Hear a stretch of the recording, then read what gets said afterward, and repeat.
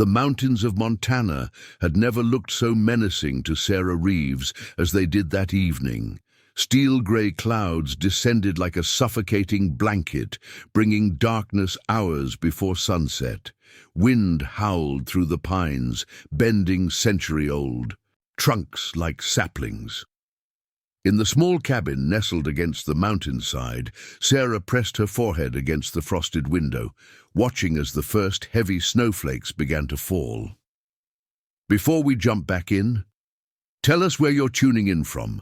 And if this story touches you, make sure you're subscribed, because tomorrow I've saved something extra special for you. Behind her, oblivious to the brewing catastrophe, her 4-year-old twins played with wooden blocks on the cabin floor. Little did they know, their lives would soon depend on their mother's next decisions, and on the mysterious help that would arrive when all seemed lost. "Mum, look at my tower." Emma's voice pulled Sarah from her weather-watching trance. "It's taller than Max's." "No way," Max protested, adding another block to his creation. "Mine is the tallest ever in the whole wide world." Sarah turned from the window, forcing a smile to hide her growing anxiety. The weather report she'd checked that morning before the power went out had mentioned a possibility of snow, but nothing about the monster storm now engulfing the mountain range. The satellite phone sat dead on the counter, its battery drained after countless failed attempts to reach her brother, who was supposed to pick them up tomorrow. "Those are amazing towers, both of them," Sarah said, kneeling beside her children. Her hands trembled slightly as she helped Max steady his leaning structure. "How about we make some hot chocolate and tell stories by the fire tonight?" This weekend trip to Uncle Derek's hunting cabin was supposed to be a simple getaway, a chance for Sarah to clear her head after finalizing her divorce from Jason. The twins needed a break too, somewhere far from the tension that had filled their home for months. Derek had offered his remote cabin, assuring her it was well-stocked and cozy, perfect for a short November retreat before the harsh Montana winter truly set in. But Derek didn't know about the early storm. Nobody did. Outside, the wind's pitch rose to a scream. The snow was falling faster now, no longer in lazy flakes, but in driving sheets that quickly obliterated any view of the surrounding forest. Sarah mentally inventoried their supplies. Enough food for maybe 3 days if they were careful. Wood for the fireplace that would last about the same, warm clothing, flashlights and some basic medical supplies. If Derek couldn't make it up the mountain road tomorrow, Sarah shook away the thought. They would be fine. The storm would pass. "Can we roast marshmallows?" Emma asked, her blue eyes wide with excitement. "You bet," Sarah replied, moving toward the kitchen. "Let's get everything ready before it gets any darker." The cabin shuddered as a particularly violent gust hit its northern wall. Above them, something heavy scraped across the roof, likely a branch torn free by the wind. Sarah flinched at the sound, but kept her expression neutral as she filled a pot with water from their gallon jugs. The twins, accustomed to city life in Bozeman, found the storm's soundtrack thrilling rather than terrifying. As the water heated on the propane stove, Sarah rummaged through the cabinet where Derek kept emergency supplies. She found 3 flashlights, extra batteries, matches, candles, and a weather radio that, despite her best efforts, produced only static. At the back of the cabinet, her fingers closed around something unexpected. A tattered leather journal. Curious. She pulled it out. The cover was worn smooth, the pages yellowed with age. Opening it, Sarah found entries dating back to 1932, written in a cramped, spidery hand. It appeared to be the journal of the original cabin owner, a man named Thomas Blackwood. "Mom, the water's bubbling!" Max called, dragging a chair to the stove to peer into the pot. "Be careful!" Sarah quickly set the journal aside and rushed to move her son away from the heat. As she prepared the hot chocolate, she glanced back at the old journal, feeling an inexplicable pull toward its faded pages. Later, with the twins sipping from steaming mugs topped with marshmallows, Sarah stoked the fire to drive back the growing chill. The temperature was dropping precipitously, and despite the cabin's insulation, drafts sneaked through the window frames and under the door. "Let's build a blanket fort," Sarah suggested, trying to make an adventure of their necessity to conserve heat. "We can bring our sleeping bags close to the fire and pretend we're explorers in the Arctic." The twins whooped with delight, immediately forgetting about their block towers. As they dragged pillows and blankets from the bedroom, Sarah returned to the mysterious journal, drawn to it in a way she couldn't explain. By firelight, she began to read. November 18th, 1932. The storm came without warning. 3 days now, and no sign of breaking. Food running low. My only comfort is the old drum passed down from my grandfather. Its rhythm keeps me sane as the wind howls. Strange, though. Last night, I could have sworn I heard an answering beat from somewhere deep in the forest. Sarah's skin prickled. Today was November 18th. 93 years later, almost to the day, another unexpected storm had descended on this same cabin. "Mum, we need the big blanket." Emma tugged at Sarah's sleeve, pulling her attention from the journal. "Coming, sweetie." Sarah closed the worn book and joined her children in fort construction, but Thomas Blackwood's words lingered in her mind. By nightfall proper, the storm had intensified beyond anything Sarah had experienced. The wind no longer merely howled. It screamed, a living entity trying to tear the cabin from its foundation. Snow drove horizontally past the windows, which rattled alarmingly in their frames. The temperature inside the cabin was dropping despite the fire's valiant efforts.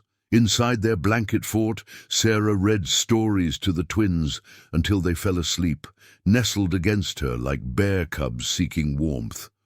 Only then did she allow her brave facade to crack. Tears pricked her eyes as she calculated their odds. If the storm continued like this, Derek would never make it up the mountain. The road would be impassable, their food would last a few days, but the firewood might not. Already she was being more conservative than she'd like, knowing they needed to stretch their resources. Another violent gust rocked the cabin, and something crashed outside, a tree falling perhaps. The twins stirred but didn't wake. Sarah extricated herself carefully from their warm tangle of limbs and crept to the window, rubbing a clear spot in the frost to peer into the howling darkness. Nothing was visible beyond the porch, just a wall of white. The thermometer mounted outside the window had dropped below zero, its needle quivering, as if in sympathy with her fear. Sarah returned to the fire, adding a precious log. As the flames licked around it, her gaze fell again on Thomas Blackwood's journal. She picked it up, turning to the next entry. By firelight, November 19th, 1932. The answering drum grew stronger tonight. It comes from the northern ridge, a steady beat that somehow cuts through the storm's rage. I know these mountains harbor the last of the Blackfoot who refused to leave their ancestral lands. Could it be them? Tomorrow, if the storm allows, I will try to follow the sound. Northern Ridge.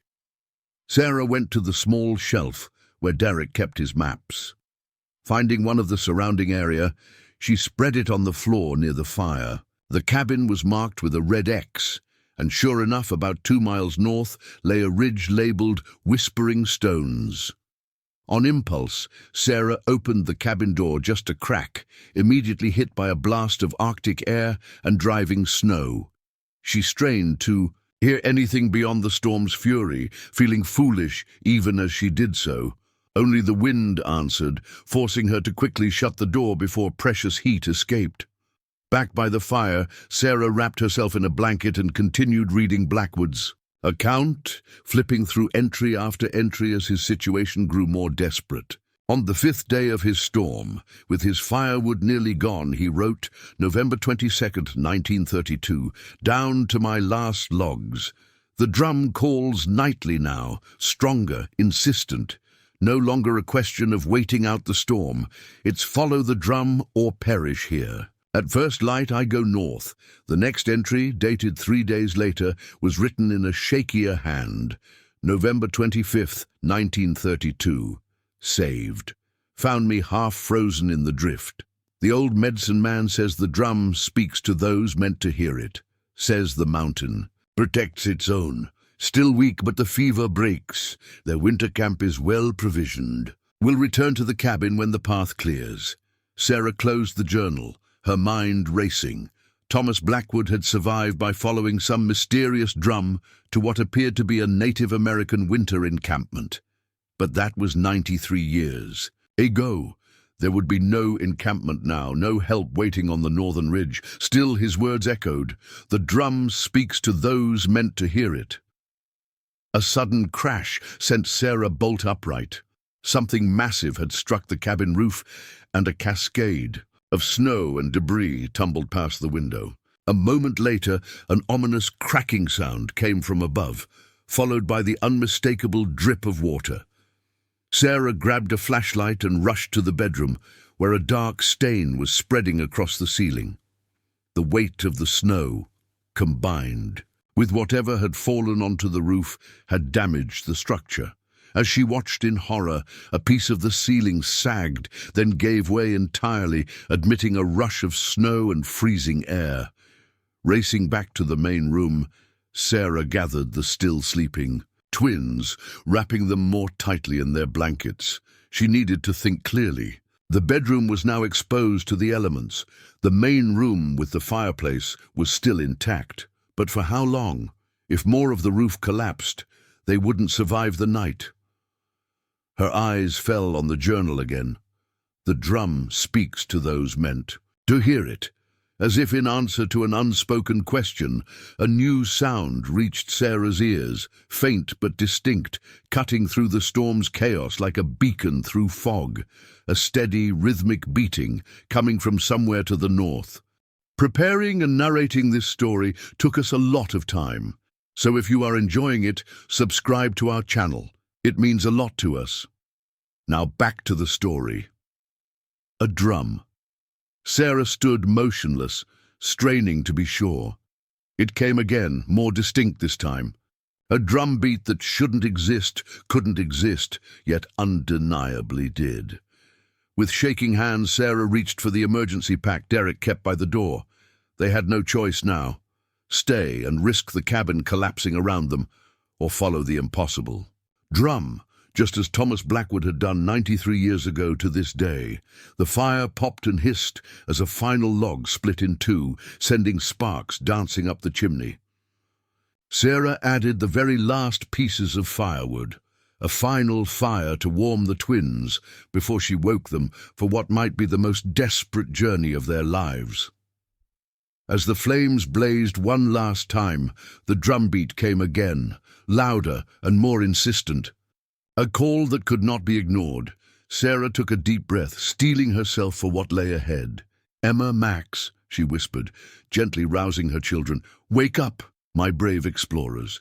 We need to go on an adventure." "But it's dark outside, Mommy," Emma whispered, her small hand clutching Sarah's as she peered toward the door. Max, always quicker to excitement, was already wiggling into his snowsuit. "Is this a special adventure? Like the midnight ones in your stories?" Sarah worked efficiently, layering the twins in every piece of warm clothing they had brought. Thermal underwear, sweaters, snowsuits, double pairs of socks, hats, scarves, and mittens. She dressed herself similarly, then wrapped each child in a blanket as an additional layer. "It is a very special adventure," Sarah confirmed, striving to keep her voice steady.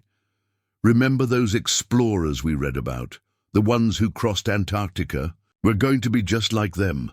The roof groaned ominously above them, punctuating her words with nature's exclamation point. "Where are we going?" Emma asked, her lower lip trembling slightly. Sarah knelt before her daughter, meeting her eyes directly. "There's a special place not far from here. We can't stay in the cabin because part of the roof is broken, and we need to find somewhere safer until Uncle Derek can come get us." "How will Uncle Derek find us if we're not here?" Max asked, his young mind immediately identifying the logical flaw in her plan. Sarah hesitated. "He'll know where to look," she said finally, hoping it wasn't a lie. She secured the emergency pack across her back, containing their remaining food, water bottles filled with melted snow, the flashlights, first aid kit, matches, and Thomas Blackwood's journal. "I need you both to be very brave," Sarah continued, pulling on her heaviest gloves. "When we go outside, the wind is going to be very strong, and the snow will be deep. We'll tie ourselves together with this rope so we don't get separated." From her coat pocket, she produced a length of paracord she'd found in Derek's emergency supplies. She tied it around her waist, then around each twin's middle, leaving about 3 feet of slack between them. They would move like mountain climbers through the blizzard, Emma in front, then Sarah, then Max, bringing up the rear. "We're going to follow a special sound," Sarah explained as she adjusted the rope. "A drum. Can you hear it?" The twins went. Still, their faces scrunched in concentration. The cabin creaked and the wind moaned, but beneath those sounds came the steady rhythm. Boom, boom, boom. "I hear it," Max exclaimed, his eyes widening with wonder. Emma nodded slowly. "It sounds like a giant's heartbeat." Sarah felt a chill that had nothing to do with the temperature. The fact that her children could hear it too meant she wasn't hallucinating, but it also confirmed they were about to follow a sound that shouldn't exist into a blizzard that had already proven deadly. "That's what we're following," she confirmed. "Like a treasure map, but with our ears instead of our eyes." She took a final look around the cabin that had been their shelter. The fire was burning low, consuming the last of their wood. The bedroom was already half filled with snow. Their time was up. "Hold on to the rope. Don't let go, no matter what happens," Sarah instructed, wrapping scarves across the lower portions of the twins' faces. "If you can't see, just follow the tug of the rope. If you fall, I'll help you up. We stay together, always." With a silent prayer to whoever might be listening, Sarah opened the cabin door.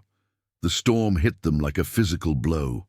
Wind-driven snow stung any exposed skin.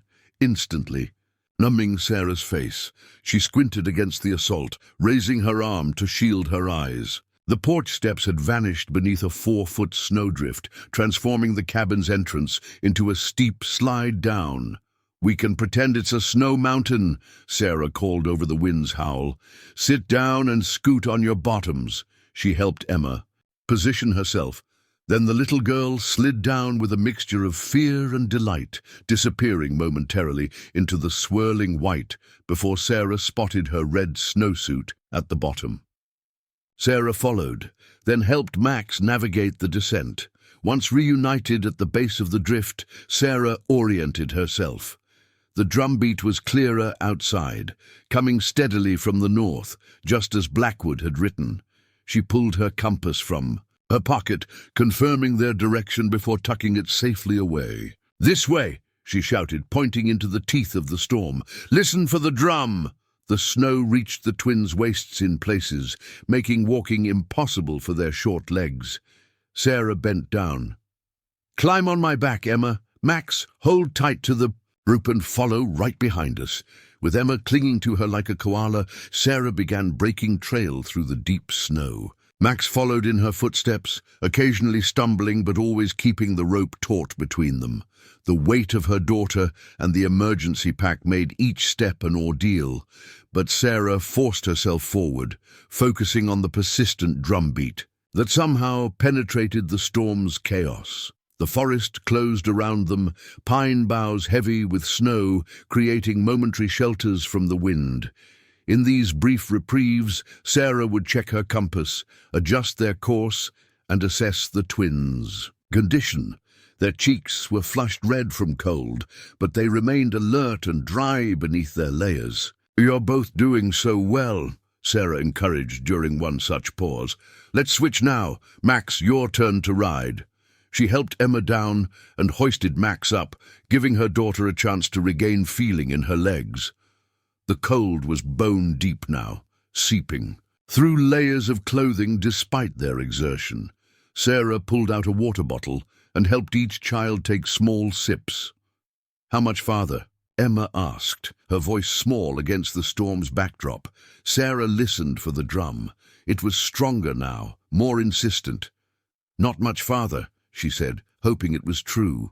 They pushed on, Sarah alternating which twin she carried every 15 minutes by her watch. The forest grew denser, the trees larger and more ancient. Strange rock formations began to appear through the gloom, tall, weathered stones standing like sentinels among the pines. "Whispering stones," Sarah murmured, recognizing the landmark. From Derek's map, the northern ridge was close. The drumbeat grew louder, its rhythm changing subtly, no longer a simple repetitive beat, but a complex pattern that spoke of purpose and intent. Sarah found herself moving in time with it, her exhausted muscles finding new strength in the rhythm. Then, abruptly, the forest opened onto a small clearing. The wind dropped, as if cut off by an invisible wall, and the snowfall gentled to lazy, drifting flakes.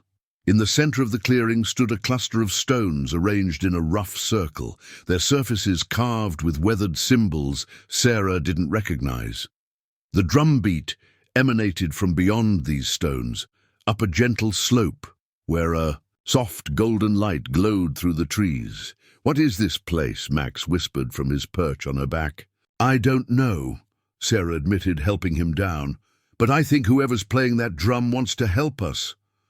Emma pressed against her mother's leg. "Like in your story about the lost hikers, the one where the forest spirit guides them home?" Sarah squeezed her daughter's hand. "Maybe, let's find out." They passed between two of the tallest stones, and Sarah felt a subtle change, like stepping through an invisible curtain. The air was noticeably warmer here, the silence deeper. Only the drum remained, calling them forward. Following the sound, they crested the gentle rise and stopped in astonishment. Before them stood a lodge, crafted from bent saplings and covered with hides and bark. Smoke curled from a hole in its center, and light spilled from its entrance. Other, smaller structures surrounded it, forming a small village nestled in a natural bowl that the storm seemed to flow around rather than through. Standing in the entrance of the lodge was an elderly man, with copper skin deeply lined by age and weather. His white hair was worn in 2 long braids, and he was dressed in buckskins, adorned with intricate beadwork. In his hands, he held a small drum, its surface painted with symbols similar to those on the standing stones. He stopped drumming when he saw them, lowering the instrument and raising his hand in greeting. "Thomas said you might come tonight," the man called, his voice carrying easily across the distance between them. "Any friend of the mountain is a friend of ours. Come before the cold takes root in your bones." Sarah stood frozen, unable to process what she was seeing. This couldn't be real. A traditional Native American encampment hidden in the mountains with an elder who somehow knew they were coming. Emma tugged at her hand. "Mom, he has a fire. Can we go get warm?" The simple request broke through Sarah's shock. Whatever this place was, it offered shelter and warmth for her children. That was all that mattered now. "Yes," she said, squeezing Emma's hand. "Let's get warm." They approached the lodge, and as they drew closer, Sarah saw other faces peering out. Women, men, children of various ages, all watching with curious but kind expressions. A young woman emerged, carrying blankets. "Your little ones are nearly frozen," she said, wrapping fresh blankets around the twins. "Come inside. We have stew cooking and tea brewing." The elderly man stepped aside, gesturing them into the lodge. "I am Joseph. Our people have sheltered on this mountain for generations, hidden from the world that thought us gone. The mountain protects us, and we protect those it sends our way." Sarah ushered the twins inside, immediately enveloped by blessed warmth and the rich aroma of cooking food. The interior of the lodge was spacious, with a central fire pit where flames danced beneath a hanging pot. Woven mats and fur rugs covered the floor, and personal belongings hung from the support poles or sat in neatly arranged baskets. Several families appeared to share the space, though many of the men were absent. Children slightly older than the twins watched from behind their mothers, equally curious about these strange visitors. The young woman who had brought blankets now guided them to a place near the fire. "I am Maria," she introduced herself. "Joseph is my grandfather." "I'm Sarah," she replied, still dazed. "These are my children, Emma and Max." Joseph settled on a mat nearby, placing his drum beside him. "The storm seeks to reclaim this mountain," he said, his eyes on the fire. "It comes earlier and stronger each year, but we endure, as we always have." As the twins were given bowls of rich venison stew and mugs of sweet tea, Sarah finally found her voice to ask the question foremost in her mind. "How did you know we would come tonight? And who is Thomas? Do you mean Thomas Blackwood?" Joseph's weathered face creased in a smile. "Thomas Blackwood was a friend to our people when friendship was rare. He came to these mountains in 1928, built his cabin, and learned to respect the old ways. When the great storm trapped him in 1932, the mountain told me to send him our rhythm. He followed it here, just as you did tonight." Sarah reached into her pack with trembling hands, withdrawing the journal. "I found his journal in the cabin. He wrote about being saved by people on this ridge. That was 93 years ago. How could you have been the one to save him?" Joseph accepted the journal, running his fingers reverently over its worn cover. "Time moves differently on this mountain," he said simply, "for those who know how to listen." Before Sarah could question further, the lodge flap opened, admitting a blast of cold air and a tall, broad-shouldered man dressed in winter hunting gear that was a curious mixture of traditional and modern elements. "The eastern slope is clear," the man reported to Joseph, then stopped as he noticed the newcomers. His eyes widened in recognition. "Sarah?" he said incredulously. Sarah stared back, the world tilting beneath her.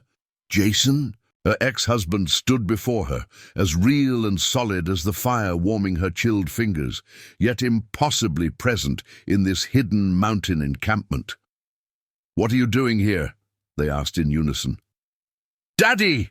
the twins cried, scrambling up and launching themselves at his legs. Jason knelt to embrace them, his shocked eyes never leaving Sarah's face. "How did you find this place?" he asked over the twins' heads. "We followed a drum through the storm," Sarah replied, still struggling to process his presence. "The cabin roof was collapsing. We had no choice."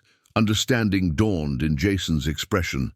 "The mountain called you," he said softly, "just like it called me." Joseph nodded, apparently unsurprised by this reunion. "The mountain brings those who belong together." Jason settled beside them, the twins clambering into his lap as if the months of separation had never happened. "I came to Montana 6 months ago," he explained, after everything fell apart between us. I needed space to think, to figure out what went wrong." Sarah remembered their bitter arguments, the growing distance, the final explosion that had led to papers being signed and separate residences. "I was hiking," Jason continued, "and got caught in a spring storm.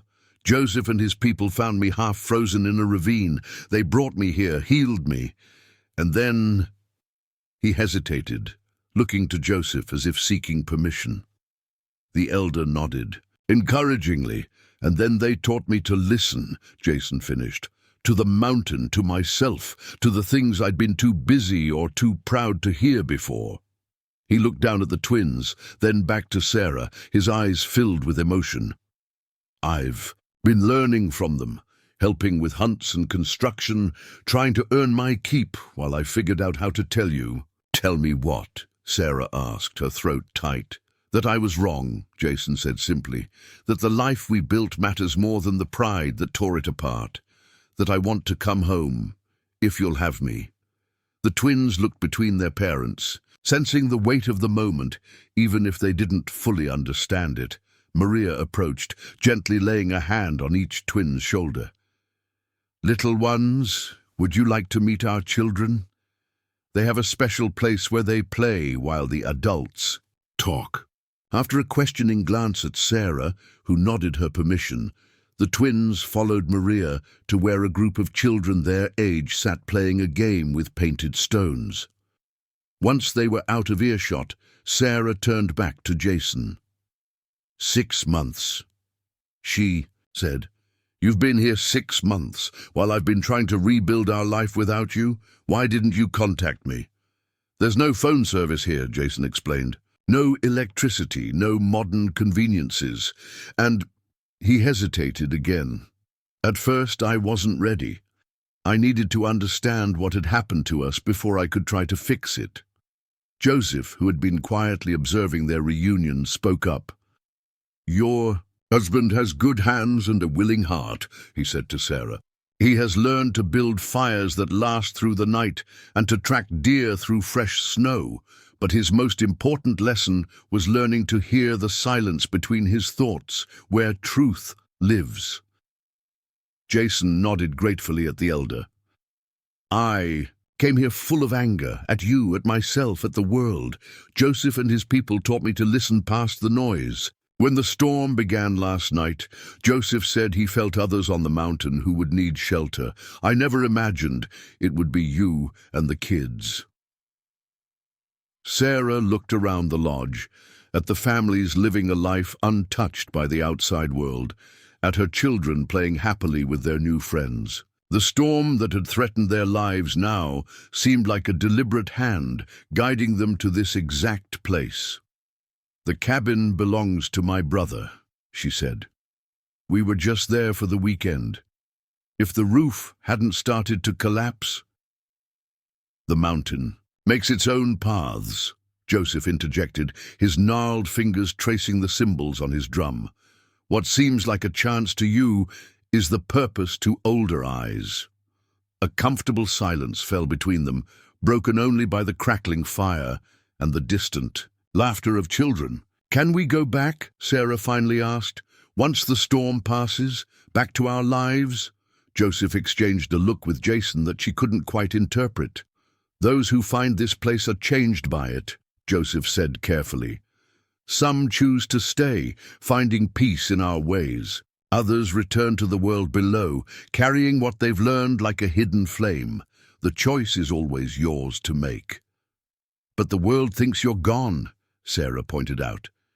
"How have you remained hidden for so long?" Joseph smiled enigmatically. "The world sees what it expects to see. Few look for what they believe no longer exists." Jason reached across the space between them, tentatively taking Sarah's hand. His palm was calloused in new places, his grip stronger than she remembered. "I don't have all the answers," he admitted. "I'm still learning, but I know that finding you here, now, can't be a coincidence." His eyes held hers, vulnerable yet hopeful. "Whatever you decide, whether to give us another chance or not, I'll respect it.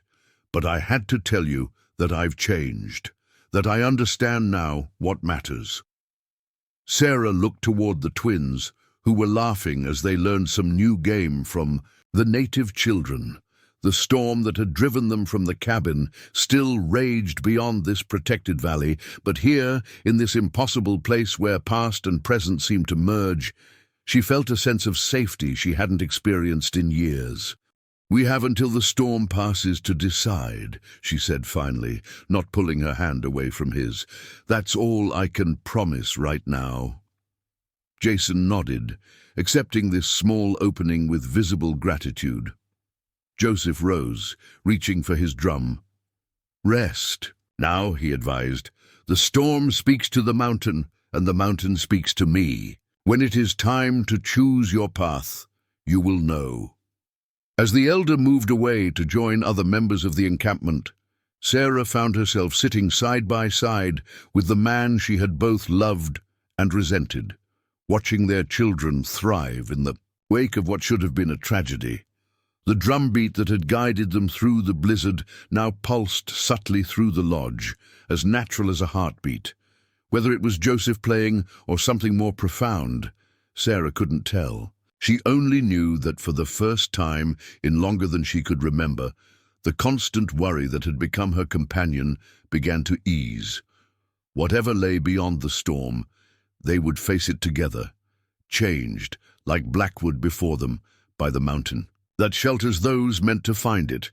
Dawn broke differently in the hidden valley. No sudden shaft of light, no clear demarcation between night and day, just a gradual warming of the air, a soft blue luminescence filtering through the lodge's smoke hole. Sarah woke from the deepest sleep she'd had in months, momentarily disoriented by the unfamiliar surroundings. Around her, the encampment was already stirring to life. Women tended the central fire, adding fragrant pine branches that sent spirals of sweet-smelling smoke toward the ceiling. Children moved quietly about their morning tasks, fetching water and helping prepare the first meal of the day. The storm's voice still carried faintly through the lodge walls, but muted now, as if it had exhausted its fury overnight. Emma and Max slept soundly beside her, wrapped in thick fur blankets provided by their hosts. Their faces, peaceful in sleep, showed no trace of the previous night's ordeal. Sarah brushed a strand of hair from Emma's forehead, marveling at children's resilience. "They sleep like bear cubs after a long winter," came a soft voice. Sarah looked up to find Maria approaching with a steaming clay cup. The young woman moved with fluid grace, settling beside Sarah and offering the drink. "Pine needle tea," she explained. "It strengthens the blood and clears the mind." Sarah accepted gratefully, inhaling the sharp, clean scent before taking a tentative sip. The flavor was surprisingly pleasant, bright and slightly sweet. "Thank you," she said, "for everything. I don't know what would have happened to us if we hadn't found you." Maria's dark eyes held ancient wisdom despite her youth. "The mountain knows its own. You were meant to find this place just as your husband was." At the mention of Jason, Sarah glanced around the lodge. "Where is he?" "With the hunters. The storm has driven elk down from the higher ridges. They went at first light to bring meat. Back to the village." Maria's gaze was knowing. "You have questions about him, about us, about this place." Sarah nodded, cupping the warm tea between her palms. "None of this seems possible. An entire community living undetected in the Montana wilderness? The same people who helped Thomas Blackwood nearly a century ago? And Jason finding you too?" She shook her head. "It's too much of a coincidence.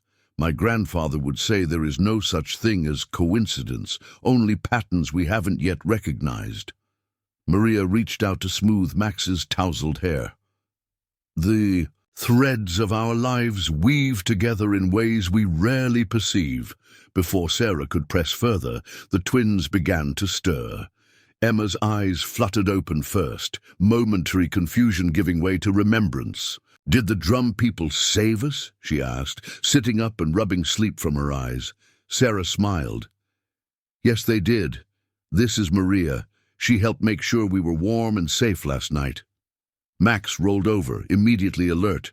"Where's Daddy? I didn't dream of him, did I?" "No, little bear," Maria assured him. "Your father is hunting with our men. He will return before the sun reaches its peak."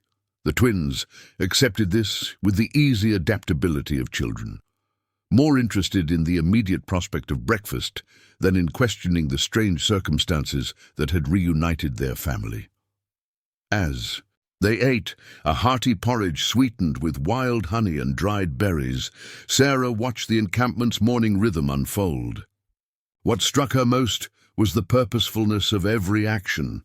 No one hurried, yet nothing was wasted. Not food, not materials, not energy, not words. Children worked alongside adults, learning through observation and participation rather than formal instruction. Joseph appeared midway through the meal, greeting the children with genuine warmth before turning to Sarah. "Walk with me," he invited once the twins were contently playing with the village children. "There are things you should see." Sarah followed the elder through the encampment. In daylight, she could better appreciate its clever construction. The structures were built to withstand Montana's harsh weather while blending seamlessly into the landscape. From even a short distance, they would be nearly invisible among the trees and rock formations. "How many people live here?" she asked as they passed a woman stretching a deerskin on a wooden frame. 42 souls, Joseph replied. "We are what remains of a people who once claimed this entire mountain range as home. When the government sought to confine us to reservations in the 1880s, my great-grandfather led a small band into these hidden valleys. While others of our tribe accepted relocation, we became ghosts. They stopped at the edge of the valley, where a natural overlook provided a breathtaking view. The storm still swirled around the mountain's upper reaches, but this protected basin remained remarkably clear, sheltered by the peculiar geography of the surrounding peaks. For generations we have lived between worlds," Joseph continued. "We take what is useful from the modern age, medicine, certain tools, but preserve our traditional ways. We hunt with bow and rifle alike. We speak our ancestral language alongside English. We heal with both ancient remedies and occasional modern medicines. But how have you remained hidden for so long?" Sarah pressed. "Satellites, aerial surveys, hikers." Joseph smiled. "The mountain has its secrets. Magnetic anomalies confuse instruments. Sudden weather changes discourage explorers. And humans see what they expect to see. A wilderness, empty of permanent settlement." He gestured toward a barely perceptible trail leading higher up the ridge. "We move our encampment seasonally, following traditional patterns. In summer, we dwell by the high lakes. In winter, we shelter here, protected from the worst storms." His weathered hand described an arc encompassing the surrounding landscape. "The modern world believes these mountains have been thoroughly mapped and known. Their arrogance is our protection." Sarah considered this as they made their way back toward the village center. "And Jason, how did he find you? Like you, he was guided when his need was greatest." Joseph stopped near a stone circle, similar to the one they'd passed through the previous night.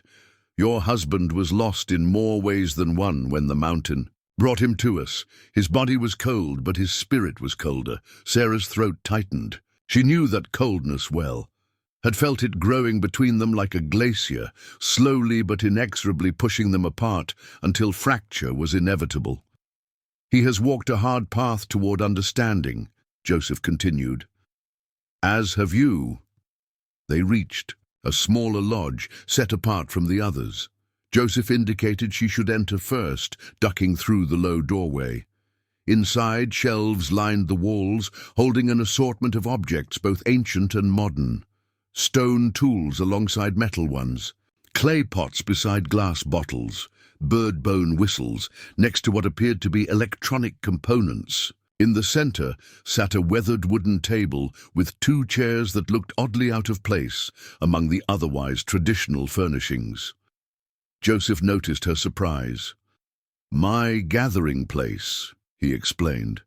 "I am keeper of our tribe's stories and knowledge, but also our ambassador to the outside when necessary.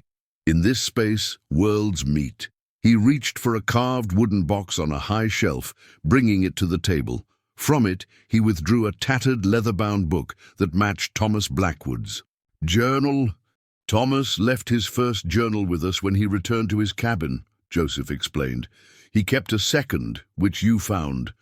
Together, they tell a complete story."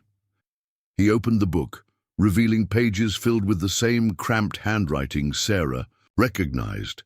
"After the storm of 1932, Thomas became a friend to our people. He brought medicine during a sickness that threatened our children.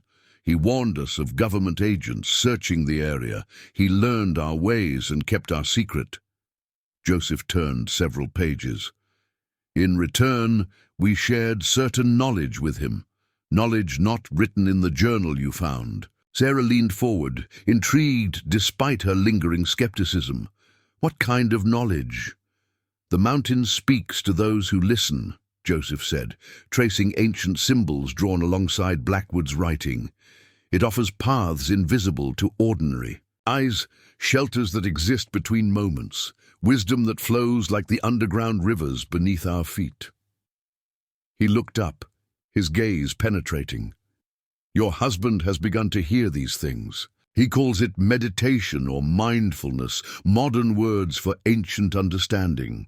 Before Sarah could respond, a commotion outside drew their attention. Joseph returned the journal to its box and led her back into the crisp mountain air. The hunting party had returned, 4 men carrying a large elk suspended from poles across their shoulders. Among them was Jason, his face flushed with exertion and accomplishment. He looked different somehow, not just the beard and longer hair, but something in his posture, in the way he moved with quiet confidence through the welcoming crowd. The twins spotted him immediately, racing across the encampment with excited shrieks. Jason handed his share of the burden to another hunter and knelt to receive their enthusiastic embrace, laughing as they bombarded him with questions. Sarah hung back, watching this reunion with complicated emotions. The Jason before her seemed both familiar and strangely new, like returning to a childhood home to find it both exactly as remembered and subtly transformed. He looked up, meeting her gaze over the twins' heads. Something passed between them. Acknowledgement, questioning, possibility. The hunters have brought food, Joseph announced beside her. Tonight we will feast and give thanks. It is a good time for decisions to be made. He patted her shoulder gently before moving away to help with preparations. The remainder of the day passed in a flurry of activity. The entire community participated. In processing the elk, nothing wasted, every part finding purpose. The twins were absorbed into the children's activities, helping gather firewood and herbs under the watchful eyes of village elders. Sarah found herself working alongside a group of women preparing the evening meal, chopping wild onions and turning spits over cooking fires. The simple, focused labor was oddly comforting after the previous day's terror and upheaval. Jason appeared occasionally in her peripheral vision, always busy with some task, yet somehow maintaining an awareness of her presence. They orbited each, other-like cautious satellites, connected yet distant. As twilight approached, Maria brought Sarah a bundle of clothing. "For the celebration," she explained, "if you wish." The garments were beautifully crafted, a simple dress of soft-tanned deerskin decorated with subtle beadwork, and moccasins stitched with sinew. Not costumes or museum pieces, but practical, everyday clothing adapted for the mountain environment. "My mother made these," Maria said. "She would be honored if you wore them tonight." Sarah accepted the gift with genuine appreciation. "Where is your mother? I'd like to thank her." A shadow crossed Maria's face. "She walks with the ancestors now. The sickness took her 2 winters ago, despite all our medicines." She touched the beadwork reverently. She was known for her healing hands, both in stitching and in tending the sick. The revelation sparked a new question in Sarah's mind. "Maria, how old are you?" 26 winters, the young woman replied. "And Joseph is your grandfather?" Maria nodded. "My father's father." Sarah did the mental calculation. If Maria was 26 and Joseph was her grandfather, he couldn't possibly be the same man who had rescued Thomas Blackwood in 1932, yet he spoke as if he had been there himself. Maria seemed to read her thoughts. "Time flows differently here," she said simply. "You will understand when you are ready." The celebration began as the first stars appeared above the valley. The central fire was built high, its flames casting dancing shadows across the encampment. Drums, not just Joseph's small hand drum, but larger ones as well, established a hypnotic rhythm that seemed to merge with the mountain's own pulse. Sarah, dressed in the borrowed garments, sat with the twins on a woven mat near the fire. Emma and Max had been similarly outfitted in children's versions of the traditional clothing, and they wore their new attire with solemn pride. "We look like real explorers now," Max whispered excitedly. "Like we belong here," Emma added, running her hand over her dress's simple beadwork. The observation struck Sarah deeply. Like we belong here. Did they? Could they? Jason appeared across the fire, also dressed in traditional clothing. The buckskin shirt and leggings suited him, emphasizing the physical changes of the past 6 months. Broader shoulders, a leaner build, the new ease in his movement. He caught her looking and offered a tentative smile before taking a seat with the hunters. Joseph stepped into the circle of firelight, his drum in hand. The other drummers quieted, yielding to the elder's rhythm. When he began to speak, his voice carried the same resonant quality as the drum itself. "We gather tonight to honor many things," he announced. "The hunt that will feed our people, the storm that reminds us of nature's power, the mountain that shelters us all." He gestured toward Sarah and the twins, "and the new friends who have found our fire when they most needed warmth." A murmur of approval rippled through the gathered community. "Our ways teach that nothing happens without purpose," Joseph continued. "When strangers find the hidden path to our valley, it is because they carry something we need, or because they seek something only we can provide." His gaze moved to Jason, then back to Sarah. Sometimes, both. What followed was unlike any celebration Sarah had experienced. There were no speeches, no formal ceremonies, just a natural flow of food, music, dance, and storytelling. The boundaries between participants and observers blurred as everyone contributed in their own way. The twins were delighted when village children pulled them into simple dances around the fire. Sarah watched as they followed the steps with increasing confidence, their laughter merging with the drum's rhythm.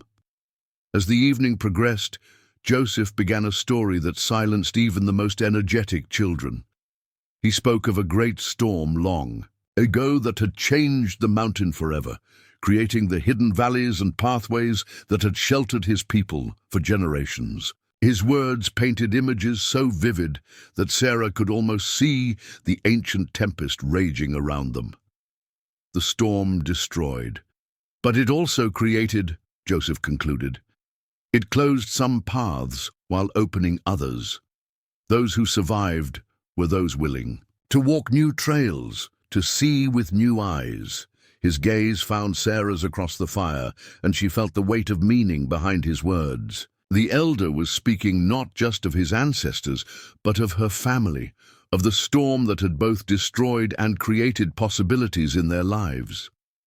Later, as the celebration continued around them, Jason finally approached. He settled beside her, careful to maintain a respectful distance. "The twins seem happy," he observed, watching as Emma and Max participated in a game involving polished stones and intricate hand movements.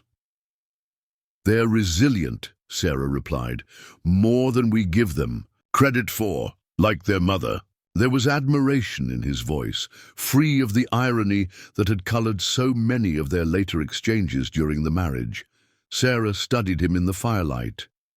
"Joseph has been telling me about your time here." Jason nodded. 6 months, that feel. Like both a lifetime and a heartbeat. He hesitated.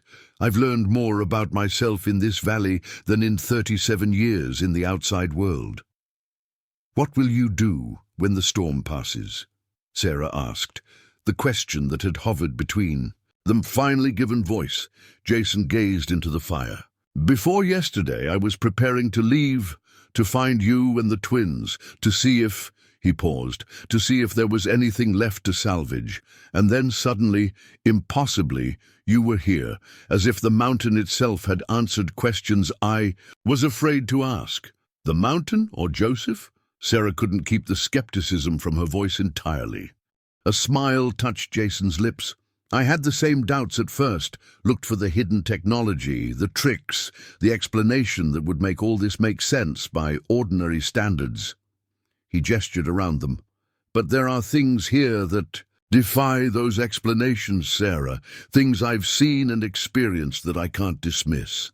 Like what? She challenged gently. Like Joseph knowing your name before you arrived. Like paths that shift depending on who walks them and why. Like dreams that show you truths you've been avoiding. He met her gaze directly. Like a community that has remained hidden for generations, not through deception, but because they exist. Partly outside the world, we thought we understood. Sarah wanted to argue, to insist on rational explanations, but the events of the past 24 hours made such insistence feel hollow. She had followed an impossible drumbeat through a killer, stormed to find her ex-husband in a village that shouldn't exist. Rationality had its limits. What are you saying, Jason? That we should stay here? Abandon our lives, our jobs, our family and friends? No, he said quickly. Or at least, not necessarily. Joseph says the choice is always personal. Some who find this place stay for a season and return changed. Others remain longer. A few never leave. He picked up a stick, drawing aimless patterns in the dirt. The point isn't the place itself, but what it teaches you. And what has it taught you? Sarah asked, the question carrying more weight than she'd intended. Jason was quiet for a long moment, the firelight highlighting the new lines around his eyes. Not just from age, but from experience. That I was building walls instead of bridges, he finally said. That I was so focused on being right that I forgot about being happy, that I measured success by all the wrong metrics. He looked up at her, vulnerability naked in his expression. That I took for granted the most important things in my life until I lost them. The raw honesty in his voice reached places in Sarah that she'd carefully walled off after their separation. She found herself remembering not just the bitter end, but the beginning. The man who had once made her laugh until she couldn't breathe. Who had cried unashamedly when each twin was born. Who had built their first bookshelf with more enthusiasm than skill. I'm not asking for promises, Jason continued softly, just possibility, a chance to show you, not through words but through actions, what I've learned, whether that's here or back in our old life or somewhere new entirely. Across the fire, Joseph began a new rhythm on his drum, slower, more deliberate. The twins looked up from their game, suddenly tired after the day's excitement. Emma yawned widely, and Max rubbed his eyes with grubby fists. They need sleep, Sarah said, rising. We can talk more tomorrow. Jason nodded, accepting the deferral without protest. As she gathered the drowsy twins, he asked, May I help put them to bed? The simple request carried echoes of hundreds of ordinary nights before the fracture. Bath times and bedtime stories, the comfortable routine of parents working in tandem. Yes, Sarah said. They'd like that. Morning broke with a silence so profound it woke Sarah from a deep sleep. The absence of sound, the storm's relentless howl, finally stilled, was more startling than any noise could have been. She sat up in the lodge, immediately checking on the twins. They slept peacefully on their pallets, Emma's arm flung protectively across her brother's chest. Nearby, Jason dozed in a sitting position against a support pole, his head tilted at an angle that would surely leave his neck aching. Sarah slipped. Quietly outside, drawing a borrowed shawl around her shoulders against the morning chill. The transformation was breathtaking. The storm had passed during the night, leaving behind a world sculpted in pristine white. Sunlight sparkled across untouched snowdrifts, and the sky stretched above in a flawless azure dome. The mountain peaks surrounding the valley stood crisp and clear, their jagged profiles softened by fresh snow. The storm always leaves beauty in its wake, came Joseph's voice behind her. This is how the mountain reminds us that struggle shapes us, but need not define us. Sarah turned to find the elder, watching the same panorama, his weathered face lifted toward the sun. It stopped, she said, unnecessarily. We could go back now. Joseph nodded. The path to your brother's cabin would be passable by midday, though I suspect it offers little shelter after the storm's fury. The reminder of the collapsing roof sobered Sarah. Even if they could return, the cabin was likely uninhabitable. And Derek, her brother, would be frantic by now, possibly already organizing a search party. I need to let my brother know we're safe, she said. He'll be worried sick. The mountain provides answers to those who ask the right questions, Joseph replied cryptically. He gestured toward a ridge to the east. Beyond those trees, where the stones form a natural circle, there is a place where signals reach the world below. Your device may find power there. Sarah remembered her phone, still tucked uselessly in the emergency pack. You're saying I might get cell service? The boundaries are thin in certain places, was all Joseph would say. Maria will show you the way after your morning meal. True to his word, Maria appeared as Sarah finished a breakfast of corn cakes and pine tea. The young woman carried Sarah's emergency pack, now replenished with fresh provisions. Grandfather said you wish to send words to your family below, she said by way of greeting. The twins were fully awake now, contentedly playing a string game a village elder had taught them. Jason had disappeared on some morning task with the other men. I'll watch over your little ones, Maria assured her, noticing Sarah's glance toward the children. The journey won't take long. With one last look at the twins, Sarah followed Maria. Out of the encampment, they walked in comfortable silence through snow-laden forest, the only sounds their breathing and the occasional soft plop of snow falling from overburdened branches.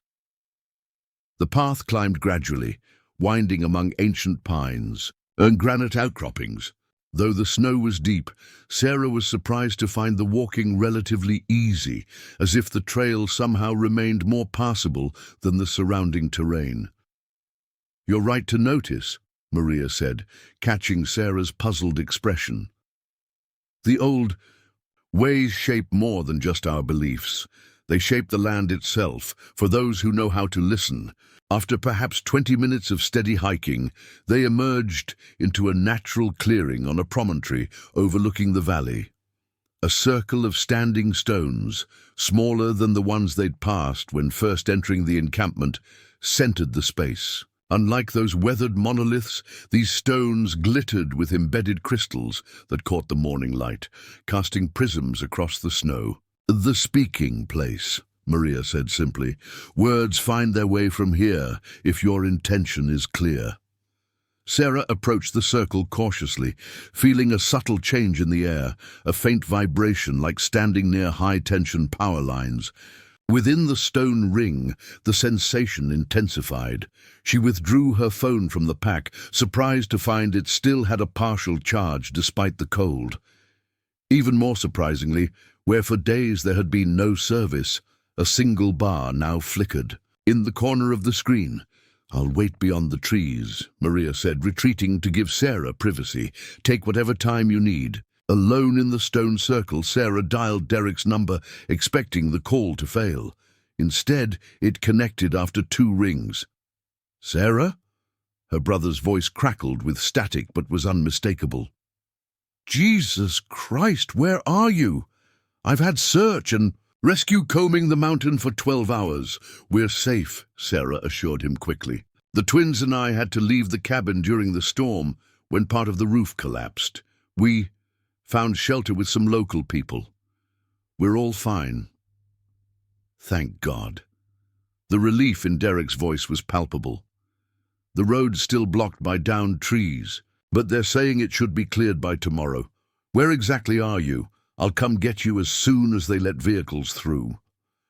Sarah hesitated, looking out over the pristine valley. How could she possibly explain where they were? Even she wasn't entirely sure she could find this place again if she left it. It's hard to describe, she said finally, but there's an old fire road that branches off the main access road about 2 miles before the cabin turnoff. If you follow that until it ends, you'll find a trailhead marked with unusual stones. It was the best she could do. We can meet. You there tomorrow at noon? A fire road. I don't remember. Derek's voice cut out momentarily. Sure you're really okay? You sound strange. I'm fine, Derek. Better than fine, actually. And surprisingly, it was true. Despite everything, she felt more centered and clear-headed than she had in months. Oh, and Derek, you won't believe who's here. But at that moment, the connection failed entirely, the single bar of service disappearing as if it had never existed. Sarah tried redialing, but the phone remained stubbornly disconnected.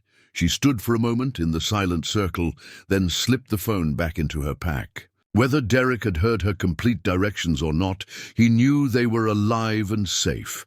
That would have to be enough for now. As she turned to leave, something caught her eye. A flash of metal among the base of the largest standing stone. Kneeling. In the snow, Sarah brushed away the white powder to reveal a small metal box wedged between the stone and the frozen ground. It was an old-fashioned tobacco tin, rusted but intact. Inside, protected by a seal of beeswax, lay a folded paper and a small carved wooden token in the shape of a drum. Sarah unfolded the paper carefully, revealing handwriting she immediately recognized from the journal. To whoever finds this marker, the path appears only to those who need it most. The drum sounds only for those meant to hear it. If you have been called to this circle, know that it is no accident. The gift of the mountain comes with responsibility. Carry what you learn here back to the world below, or remain as guardian of ancient ways. The choice, once made, cannot be unmade lightly. Thomas Blackwood, Keeper of the Western Stone, 1932-1974-1974. Sarah stared at the date. If Thomas Blackwood had placed this marker in 1974, he must have stayed or returned to live among Joseph's people for decades after his initial rescue. The wooden drum token felt warm against her palm, despite the cold air. She closed her fingers around it, feeling an inexplicable sense of connection to the man whose journal had guided them through the storm. When she returned to Maria, waiting at the edge of the clearing, the young woman's knowing smile suggested she had expected this discovery. "You found his marker," Maria said. "It wasn't a question." "Thomas Blackwood stayed here," Sarah said. "For decades." Maria nodded. "He left the world below to become one of us, yet maintained a bridge between worlds. Like others, before and since." "Others? You are not the first family the mountain has called," Maria replied cryptically. "Nor will you be the last." They made their way back down the trail in thoughtful silence. Sarah's mind whirled with implications. The token in her pocket, the journal entries, Joseph's ageless wisdom, the community that existed outside modern time, and her family, somehow drawn into this hidden world at precisely the moment their own had fractured beyond repair. Or had it? When they reached the encampment, Sarah found the twins engaged in what appeared to be a serious construction project involving sticks, stones, and pine cones.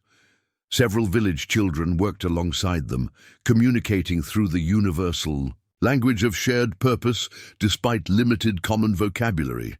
Jason sat nearby, craftily working a piece of wood with a small blade. He looked up as Sarah approached, his expression open and questioning. "I reached Derek," she said without preamble. "He knows we're safe. Search and rescue has been looking for us." "The road will be cleared by tomorrow," Jason guessed, reading between the lines. Sarah nodded. "I told him we'd meet him at noon at the end of the old fire road." A complex emotion crossed Jason's face. Relief mingled with something like regret. "So we're going back." It wasn't quite a question, but Sarah heard the unspoken inquiry beneath the words, "All of us? Together? To what?" "I think we need to talk," she said softly. "Really talk?" Jason set aside his carving. "I know a place," he said, rising. He looked toward the children, clearly reluctant to interrupt their play. "They're safe here," Sarah assured. Him, surprising herself with the certainty of this knowledge. Everyone watches over everyone's children. Together, they walked to the edge of the encampment, following a narrow path that led to a natural hot spring. Steam rose from the water's surface into the crisp air, creating a private oasis sheltered by snow-laden pines. "I found this my third week here," Jason said, settling on a smooth boulder beside the spring. "It's where I did most of my thinking." Sarah sat across from him, gathering her thoughts. So much needed to be said, yet the words felt inadequate after all they had experienced. "I found a message from Thomas Blackwood," she began, showing him the wooden token. "He stayed here until at least 1974, became Keeper of the Western Stone, whatever that means." Jason examined the token with interest but not surprise. "Joseph told me about him. He wasn't the only outsider who chose to stay." "What are we doing here, Jason?" Sarah asked, cutting to the heart of the matter. "Is this all just some elaborate cosmic coincidence? A freak storm, a failing roof, a mysterious drum leading us to exactly where you've been hiding for 6 months?" "I haven't been hiding," he corrected gently. "I've been healing, learning, trying to become someone who deserves a second chance. With us, with me, with myself first," he admitted. "I couldn't be a good husband or father until I figured out why I kept sabotaging the things that mattered most." Steam swirled between them, like the unspoken words of 1,000 arguments, 1,000 moments of disconnection. "I was so angry when you left," Sarah said finally. "Not just because you were gone, but because you took the easy way out. Instead of working through our problems together, you just walked away." Jason winced. "It wasn't easy. It was cowardly. I told myself I needed space to think, but the truth is, I was running from the mess I'd helped create." He met her gaze directly. "I'm not running anymore, Sarah. So what are you doing? Asking if we can try again, not pick up where we left off, that clearly wasn't working, but start something new, something better." He gestured to the encampment visible through the trees. "These people have taught me what a functioning community looks like, what truly supporting each other means. I want that for us, for our family." Sarah closed her eyes, feeling the warm steam on her face. 6 months ago, she would have dismissed his words as another empty promise, but the man before her wasn't the same one who had walked out their front door with a hastily packed suitcase and unresolved anger. "The twins need their father," she said, opening her eyes. "That's never been in question." "And what do you need?" Jason asked quietly. The question caught her off guard. How long had it been since anyone, including herself, had asked what Sarah needed? "I need," she began, then paused, truly considering. "I need a partner who sees me, who stands beside me, not in front of me or behind me, who shares the load without keeping score." Her voice strengthened with each word. "I need someone who brings peace to our home instead of tension, who models for our children what loving commitment looks like." She held his gaze. "I need to know that if we try again, it won't be just another cycle of the same patterns." "That's why we were brought here," Jason said with sudden clarity. "Not just to find each other again, but to see a different way of being together. Joseph and his people, they're showing us what's possible when you strip away all the noise and distraction." Sarah knew he was right. In just 2 days among this community, she had witnessed more functional relationships, more genuine connection than in years of navigating their social circles back home. "So what are you suggesting? That we move to a hidden valley and live in a lodge?" Despite the skepticism in her words, her tone held a note of genuine curiosity. Jason smiled. "No, although I wouldn't completely rule it out." "More seriously," he continued, "I'm suggesting we take what we've learned here back with us, prioritize differently, live with more intention, create our own sanctuary wherever we are." The simplicity of it resonated with something deep within Sarah. Not a physical place, but a way of being. a choice made daily. We would need help, she said, thinking practically. Counseling, structure, accountability. Absolutely, Jason agreed immediately. I'm not naive enough to think one mystical mountain experience fixes everything. Real change takes work. A comfortable silence fell between them, filled only by the gentle bubbling of the hot spring and distant laughter from the encampment. There's something else you should know, Jason said eventually. Something I've been working through with Joseph's guidance. Sarah waited, sensing the importance of his next words. My father's alcoholism, he said. I've spent my life terrified of becoming him, of failing our family the way he failed ours. That fear drove so many of my worst behaviors, the workaholism, the emotional distance, the need for control. The revelation didn't surprise Sarah entirely.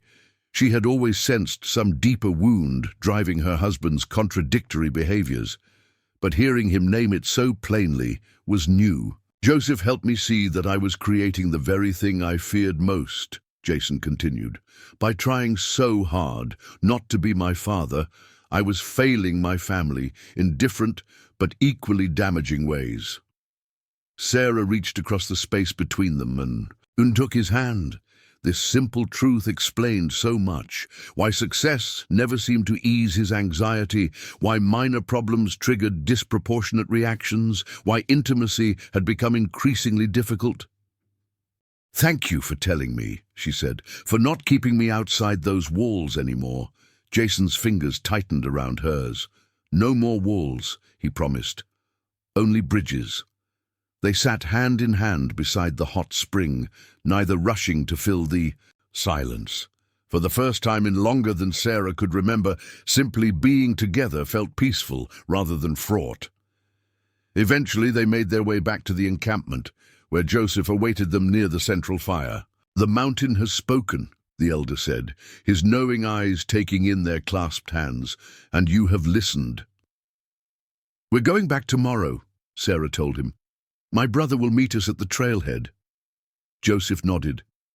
The storm has passed, but its lessons remain. You will carry them with you. How can we ever thank you, Jason asked, for everything you've given us? By remembering, Joseph replied simply, not just with your minds, but with your lives.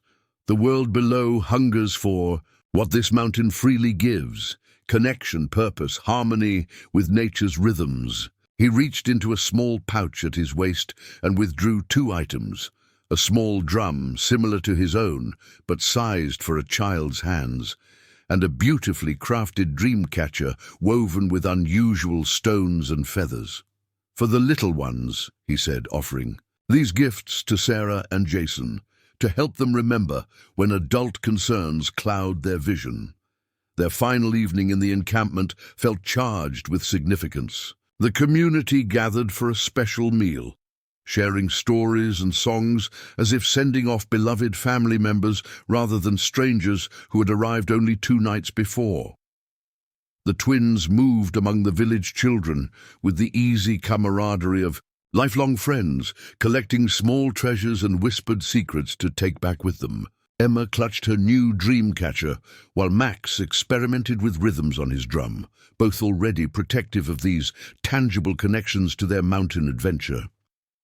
As night fell, Joseph led them to a special lodge slightly removed from the others.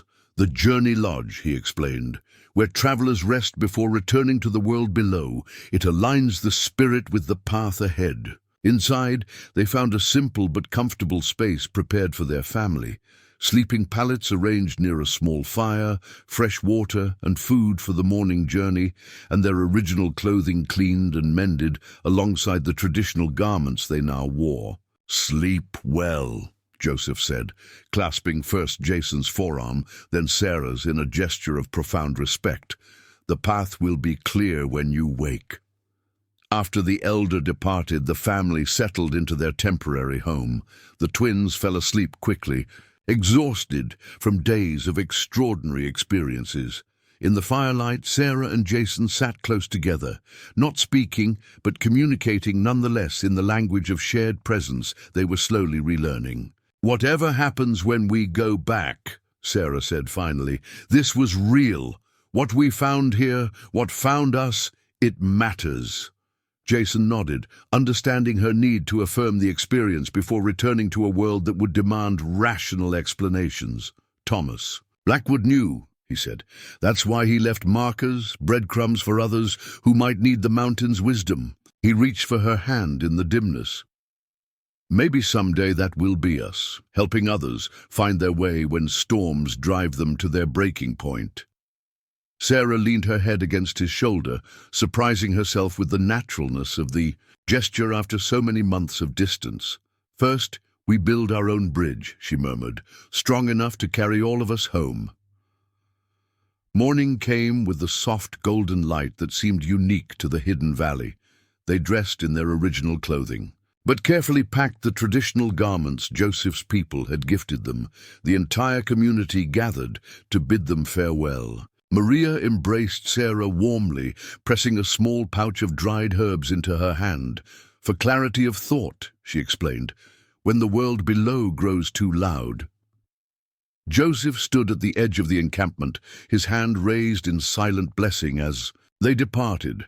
The twins turned repeatedly to wave until the village disappeared behind them, somehow fading from view more quickly than simple distance would explain.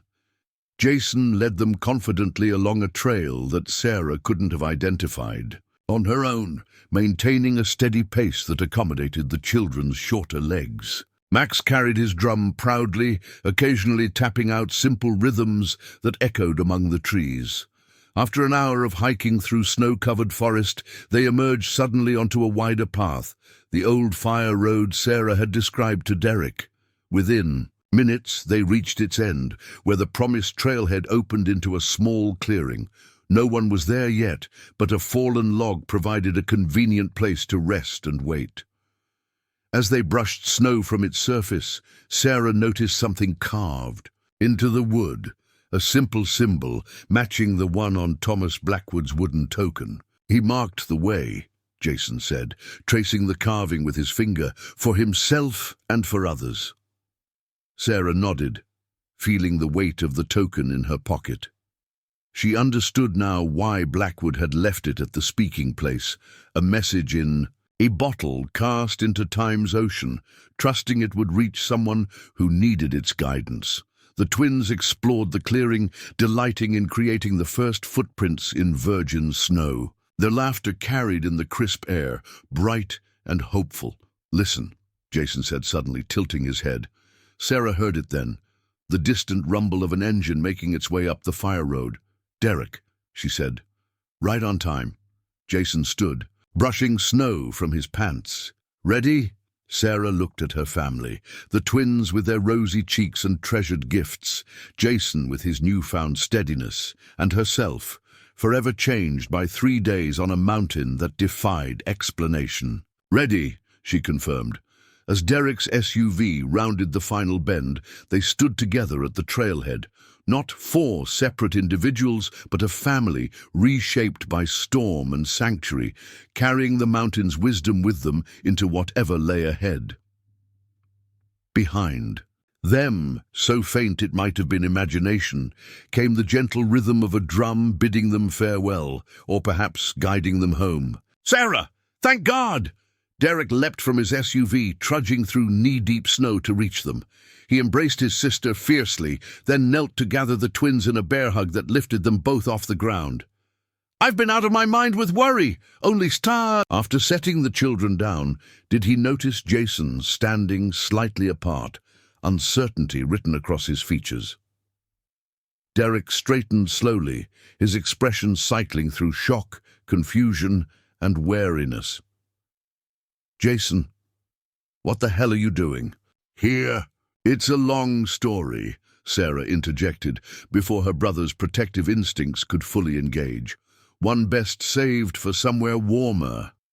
Derek's gaze darted between them, clearly cataloguing 1,000 questions, but he nodded briskly. "The cabin's uninhabitable," Roof caved in completely on the east side. I've got a room for us at the Pinewood Lodge in Blackwater Falls." "Sounds perfect," Sarah said, helping the twins gather their few belongings. "We could all use showers and real beds. And pancakes," Max added enthusiastically, "with syrup and bacon." "Endless pancakes," Derek promised, mustering a smile despite his obvious confusion at finding his former brother-in-law in the wilderness with his sister. "The lodge has the best breakfast in 3 counties. As they loaded into Derek's SUV, Sarah noticed Jason hanging back, hesitation in his stance. "You too," she said firmly, holding the rear door open. "We go together." Something passed between them, understanding, commitment, possibility, before Jason nodded and climbed in beside the twins.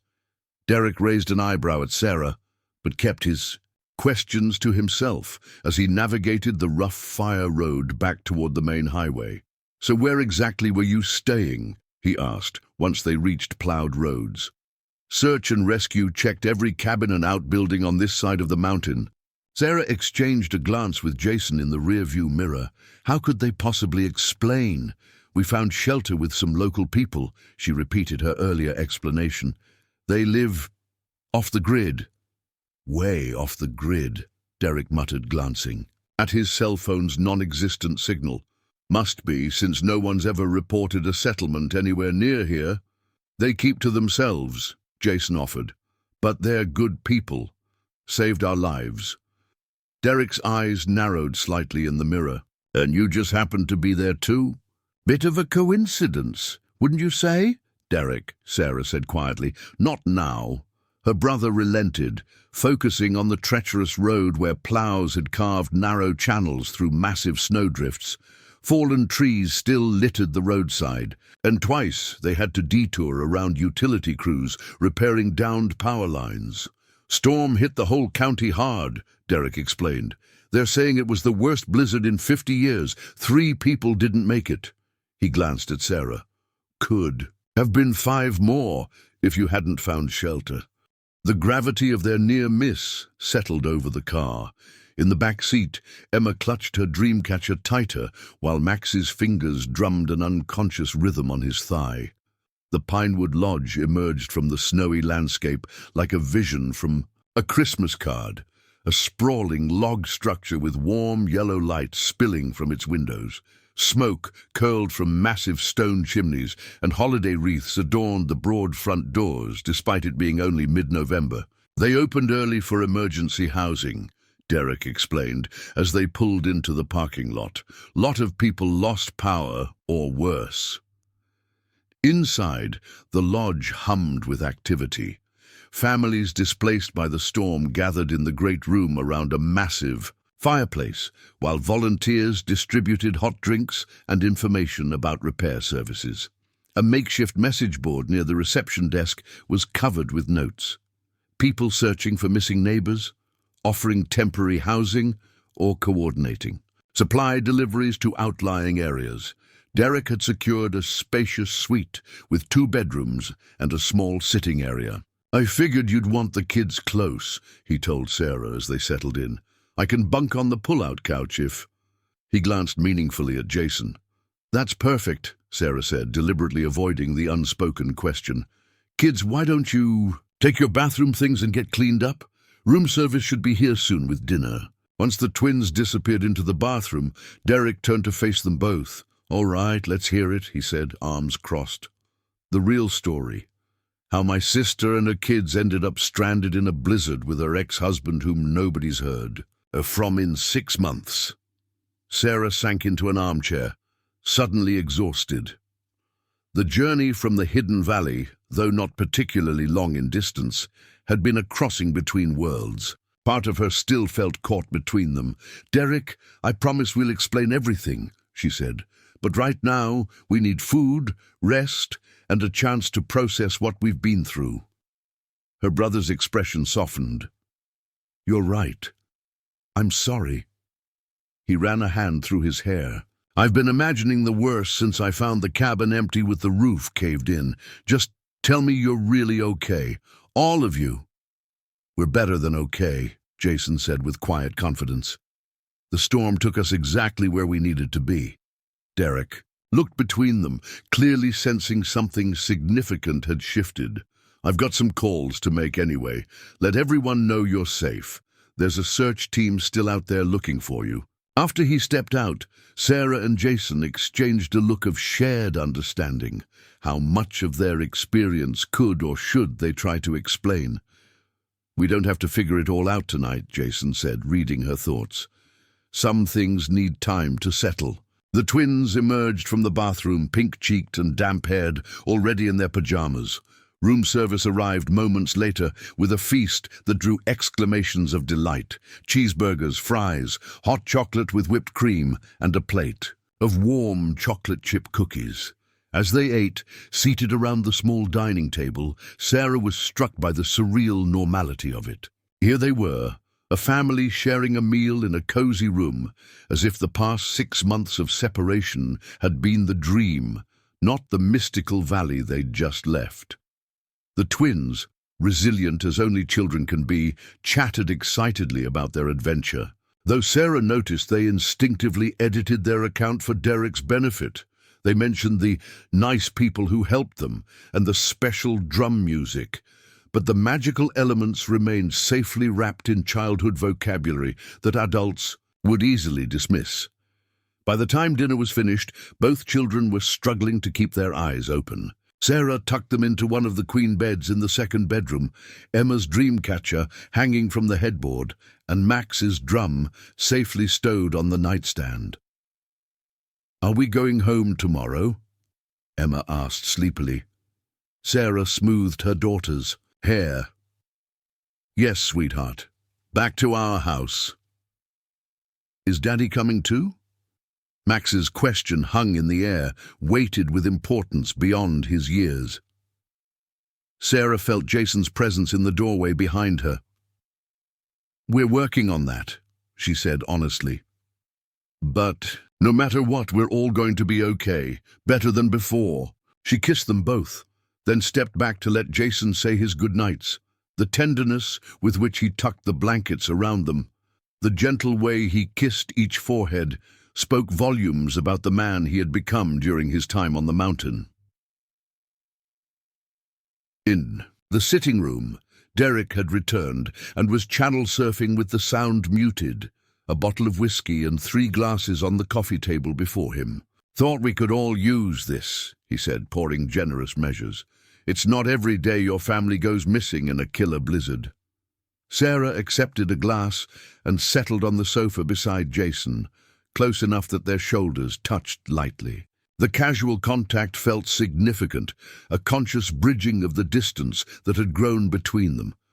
Derek raised an eyebrow, but made no comment as he lifted his glass. "To surviving the storm, to finding what was lost," Jason added quietly, his eyes meeting Sarah's. They drank, the whiskey burning a path of welcome warmth down Sarah's throat. For a moment no one spoke, the enormity of the past 3 days settling around them like fine snow. "So," Derek finally broke the silence. "Are either of you going to tell me what really happened out there?" Sarah took another sip, considering. "Would you believe me if I said we followed a mysterious drumbeat through the blizzard and found a hidden village of Native Americans living off the grid, where Jason had been staying for the past 6 months after being rescued from another storm?" Derek stared at her, then burst into laughter. "Right, and I'm secretly Bigfoot's cousin." He shook his head. "Seriously, though, where were you staying? There are no settlements anywhere near that fire road." "There is, if you know where to look," Jason said quietly. Derek's smile faded as he registered their serious expressions. "Wait, you're not actually claiming—" "The truth is," Sarah interjected, "we found shelter with people who've chosen to live differently, people who helped us when we needed it most."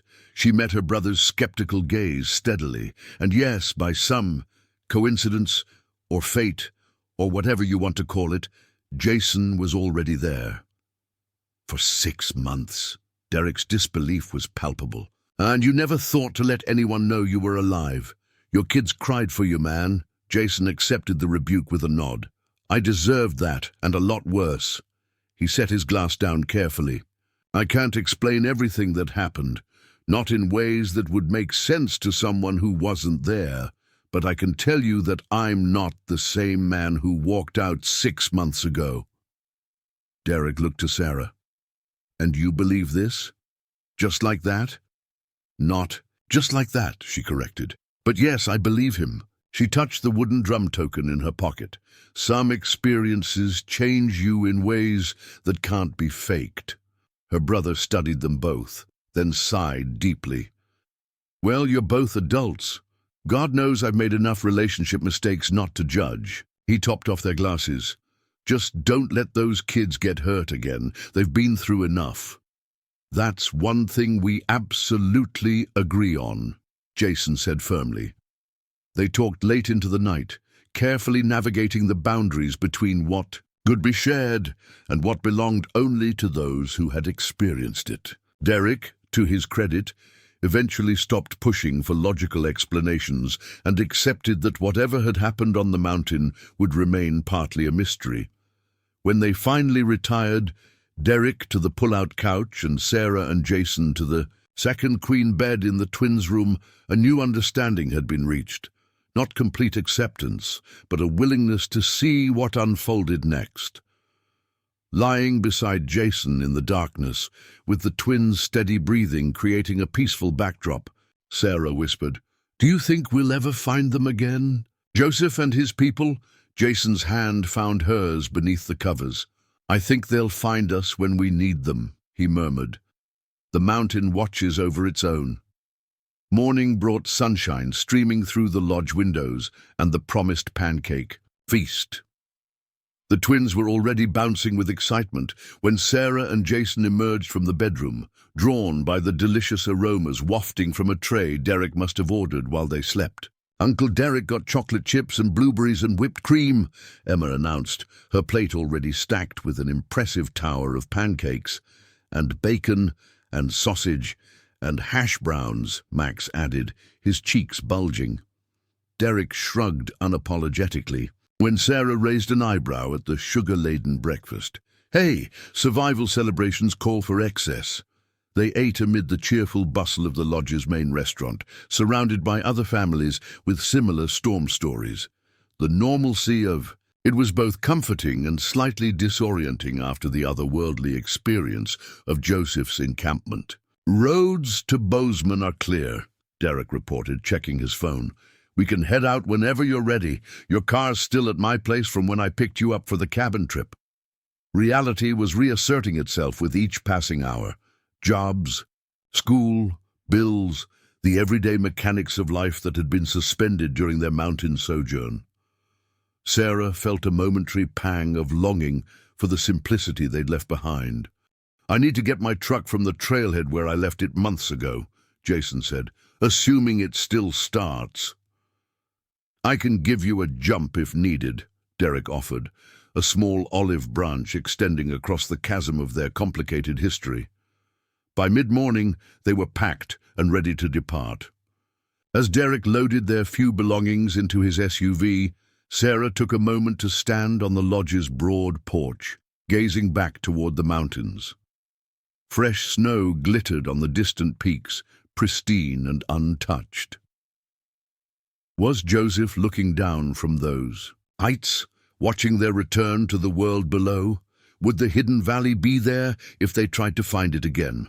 Or would the path remain concealed until necessity once more revealed it? "Mom, look!" Max's exclamation drew her attention to the porch railing, where a raven had landed. The glossy black bird regarded them with intelligent eyes, head tilting as if in recognition. "It's watching us," Emma whispered, clutching her dream catcher.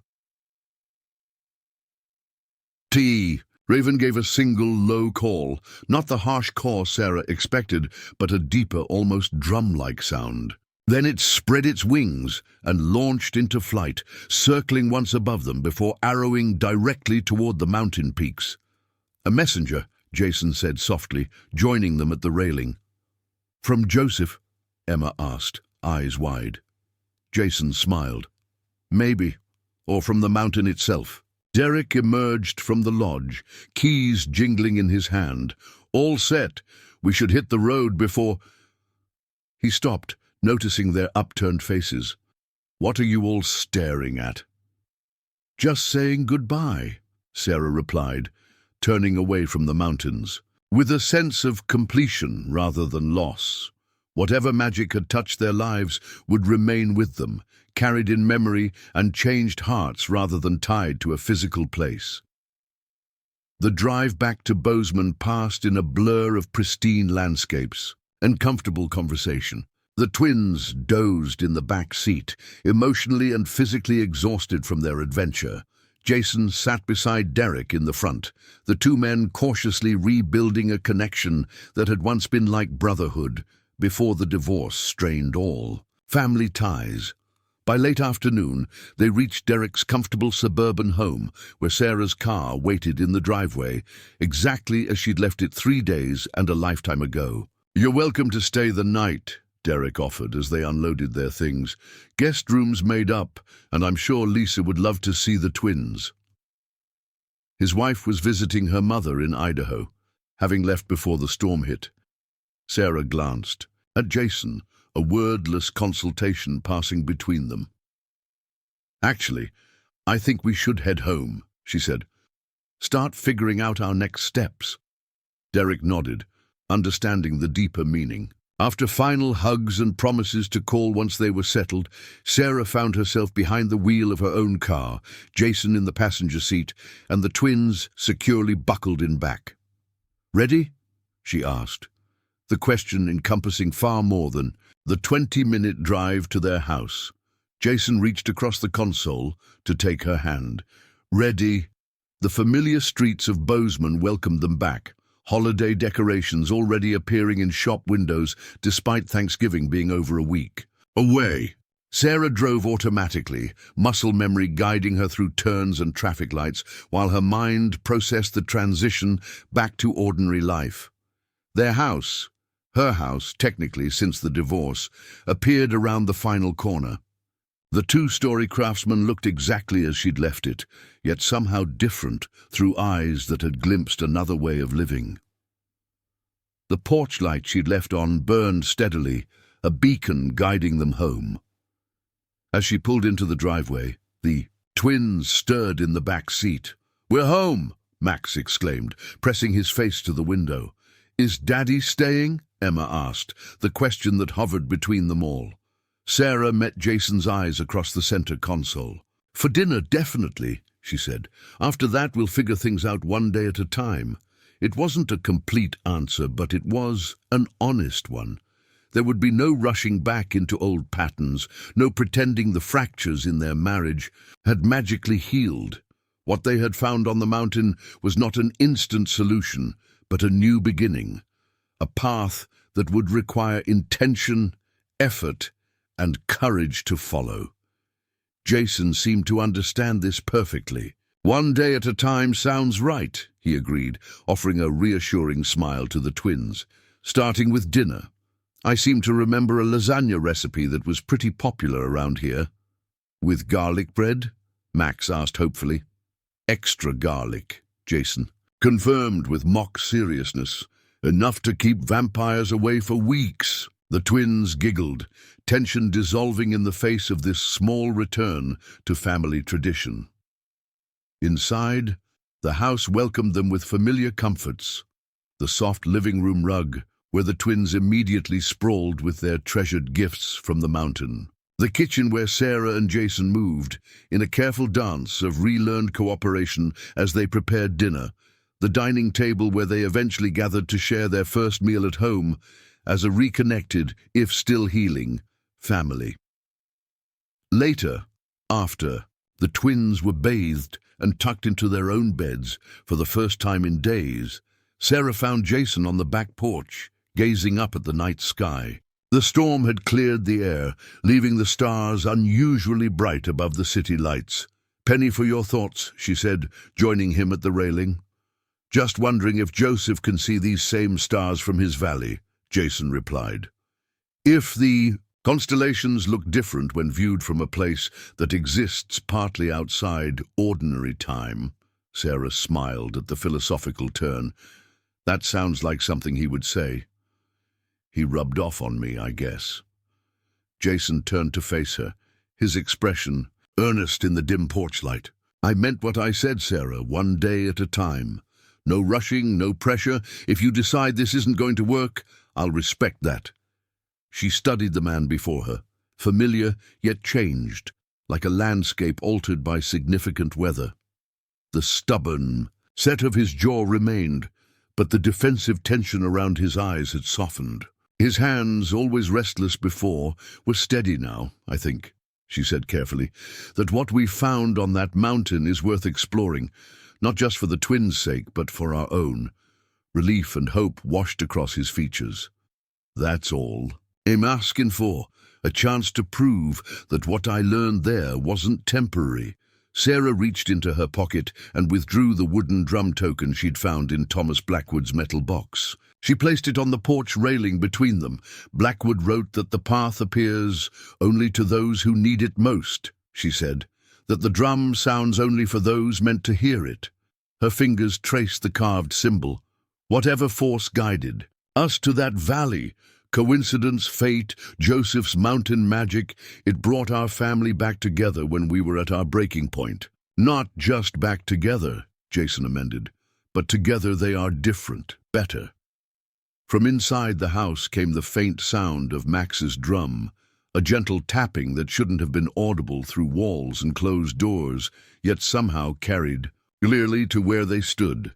They listened together, smiling at the simple rhythm that echoed the mountain's heartbeat. One day they might try to find the hidden valley again, to show the twins the wonders of that place when they were old enough to fully appreciate them.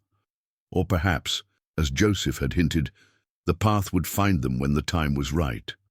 For now, they had brought a piece of the mountain home with them, not just in Max's drum or Emma's dreamcatcher, but in the lessons inscribed on their hearts during those 3 extraordinary days.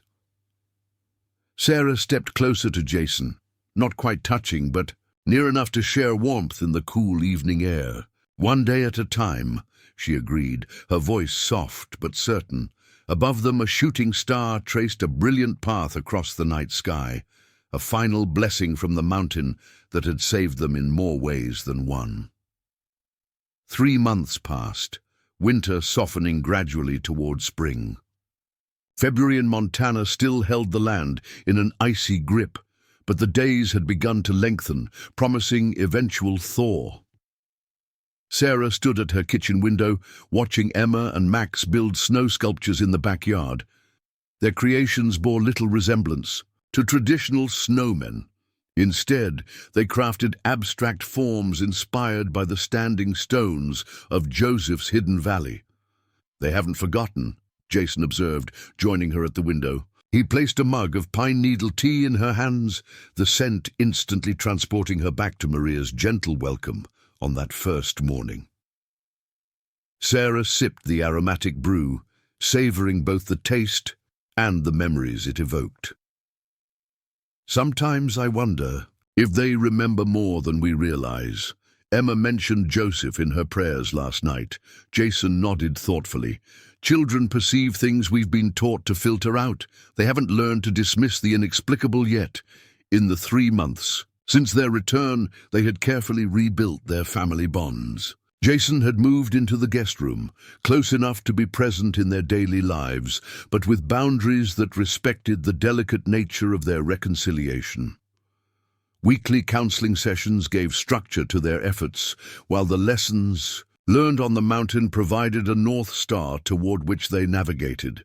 The mountain shows you what you need to see, Joseph had told them. Sarah found truth in those words almost daily. Thompson called this morning, she said, turning from the window. They've approved the grant for the community outreach program.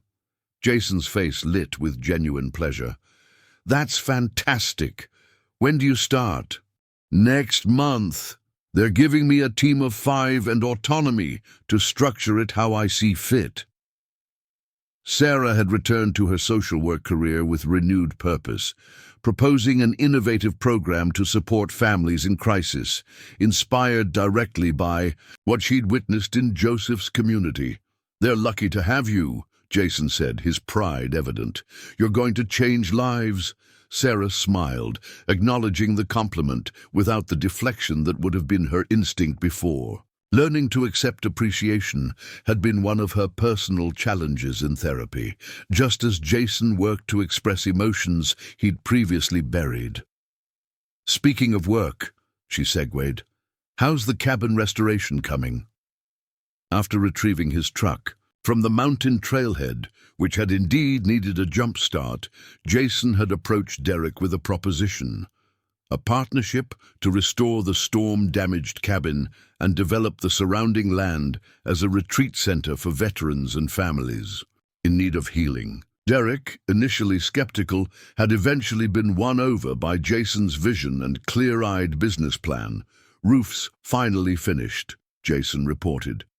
"We're starting on interior walls next week, weather permitting."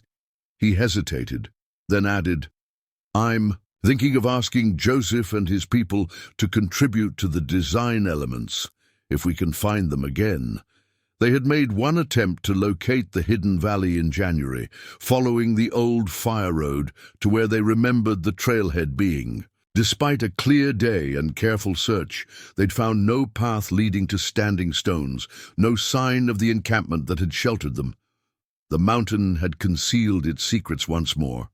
"We'll find them when the time is right," Sarah said, with a certainty that surprised her. "Or they'll find us," Jason nodded, understanding her faith. Some experiences transcended rational explanation, a truth they'd both come to accept. A knock at the front door interrupted their conversation. Max rushed in from the backyard, cheeks red with cold and excitement. "Is that Uncle Derek? Did he bring the special wood?" "Let's find out," Jason suggested, following the boy to the door. Sarah lingered by the window, watching Emma continue her snow sculpture with intense concentration. The dreamcatcher now hung permanently above her daughter's bed, and Sarah had noticed how the child's occasional nightmares had ceased since their return from the mountain. Whether due to Joseph's craftsmanship or Emma's belief in its power, the result was the same: peaceful sleep and renewed confidence. Voices from the entryway announced Derek's arrival. Her brother had become a regular presence in their lives. Again, his initial wariness of Jason's return gradually replaced by cautious optimism as he witnessed their committed efforts to rebuild what had been broken. "Sarah, you've got to see this," Derek called. She joined them in the living room, where Derek was removing protective wrapping from what appeared to be a wooden panel about 3 feet square. As the final layer came away, Sarah gasped. The panel was carved with intricate symbols identical to those they'd seen on the standing stones in Joseph's Valley. Wildlife figures, elk, bear, wolf, and raven, encircled a central motif of a drum surrounded by flames. "Where did you get this?" Sarah asked, running her fingers over the polished surface. "That's the strange part," Derek said, setting the panel carefully against the sofa. "It was delivered to the hardware store in Blackwater Falls with my name on it. No return address, no delivery service information. Just appeared on their loading dock yesterday morning." Jason exchanged a meaningful look with Sarah. "And you've never seen it before? Never ordered anything like it?" Derek shook his head. "Never. But here's the weird thing. It's exactly what I envisioned for the main entrance of the retreat center, like someone pulled the idea straight from my head." Max studied the carving with solemn intensity. "Joseph made this," he declared with absolute certainty. "Joseph?" Derek repeated. "You mean from the settlement you stayed at during the storm?" They had shared edited versions of their mountain experience with Derek, omitting the more mystical elements that defied conventional explanation. He knew they'd found shelter with an isolated Native American community, but not about the timeless nature of the valley or Joseph's inexplicable connection to Thomas Blackwood. "Maybe," Sarah said diplomatically. "It certainly resembles their artwork." Derek ran his hand through his hair, perplexed. "Well, whoever made it, it's extraordinary craftsmanship, and perfect for the center." He glanced at his watch. "Speaking of which, I need to meet the plumber out there in an hour. Just wanted to show you this first." After Derek departed, promising to return for dinner, Sarah and Jason studied the carved panel more closely. "It's a message," Jason said quietly. "Look at the drum and fire at the center." Sarah nodded. The imagery unmistakably referenced their experience. She alone with her twins, lighting a final fire as the storm raged, then hearing the drum beat that led them to safety and reunion. "They're watching over us," she murmured, "still guiding our path." "Mom, Dad, come quick." Emma's voice carried urgently from the backyard. They rushed outside to find her pointing skyward, her expression awestruck. Above the yard circled 3 ravens, their black forms stark against the pale winter sky. As the adults watched, the birds performed an intricate aerial dance, spiraling around each other in patterns too precise to be random. "One for each of us," Max said, coming to stand beside his sister. "And 2 more for you and Dad." The birds completed one final circuit, then broke formation and flew directly toward the distant mountains, the same direction the solitary raven had taken when they'd left the Pinewood Lodge 3 months earlier. "A sign," Emma said with the conviction of absolute faith. Sarah was inclined to agree, though she framed it differently in her adult understanding. Whether the ravens were literal messengers from Joseph's people or simply wildlife behaving in ways that human observers interpreted as meaningful, the effect was the same. A reminder of connection to something greater than their individual lives. That evening, as they prepared dinner together, the wooden panel leaned against the dining room wall where all could see it. Derek returned as promised, bringing Lisa, who had finally heard enough about the mysterious mountain adventure to insist on being included in family gatherings. The meal unfolded with the comfortable rhythm they'd established in recent weeks. Good food, genuine conversation, moments of laughter interspersed with quieter reflections. The twins regaled Lisa with slightly embellished tales of their time in the special village, while the adults exchanged knowing glances over certain details. After dinner, as Lisa helped Sarah clear dishes, she nodded toward Jason and Derek, deep in discussion about construction plans for the retreat center. "You know," Lisa said quietly, "when Derek first told me Jason was back in the picture, I thought he was crazy to support it. After everything that happened with the divorce," she paused, choosing her words carefully.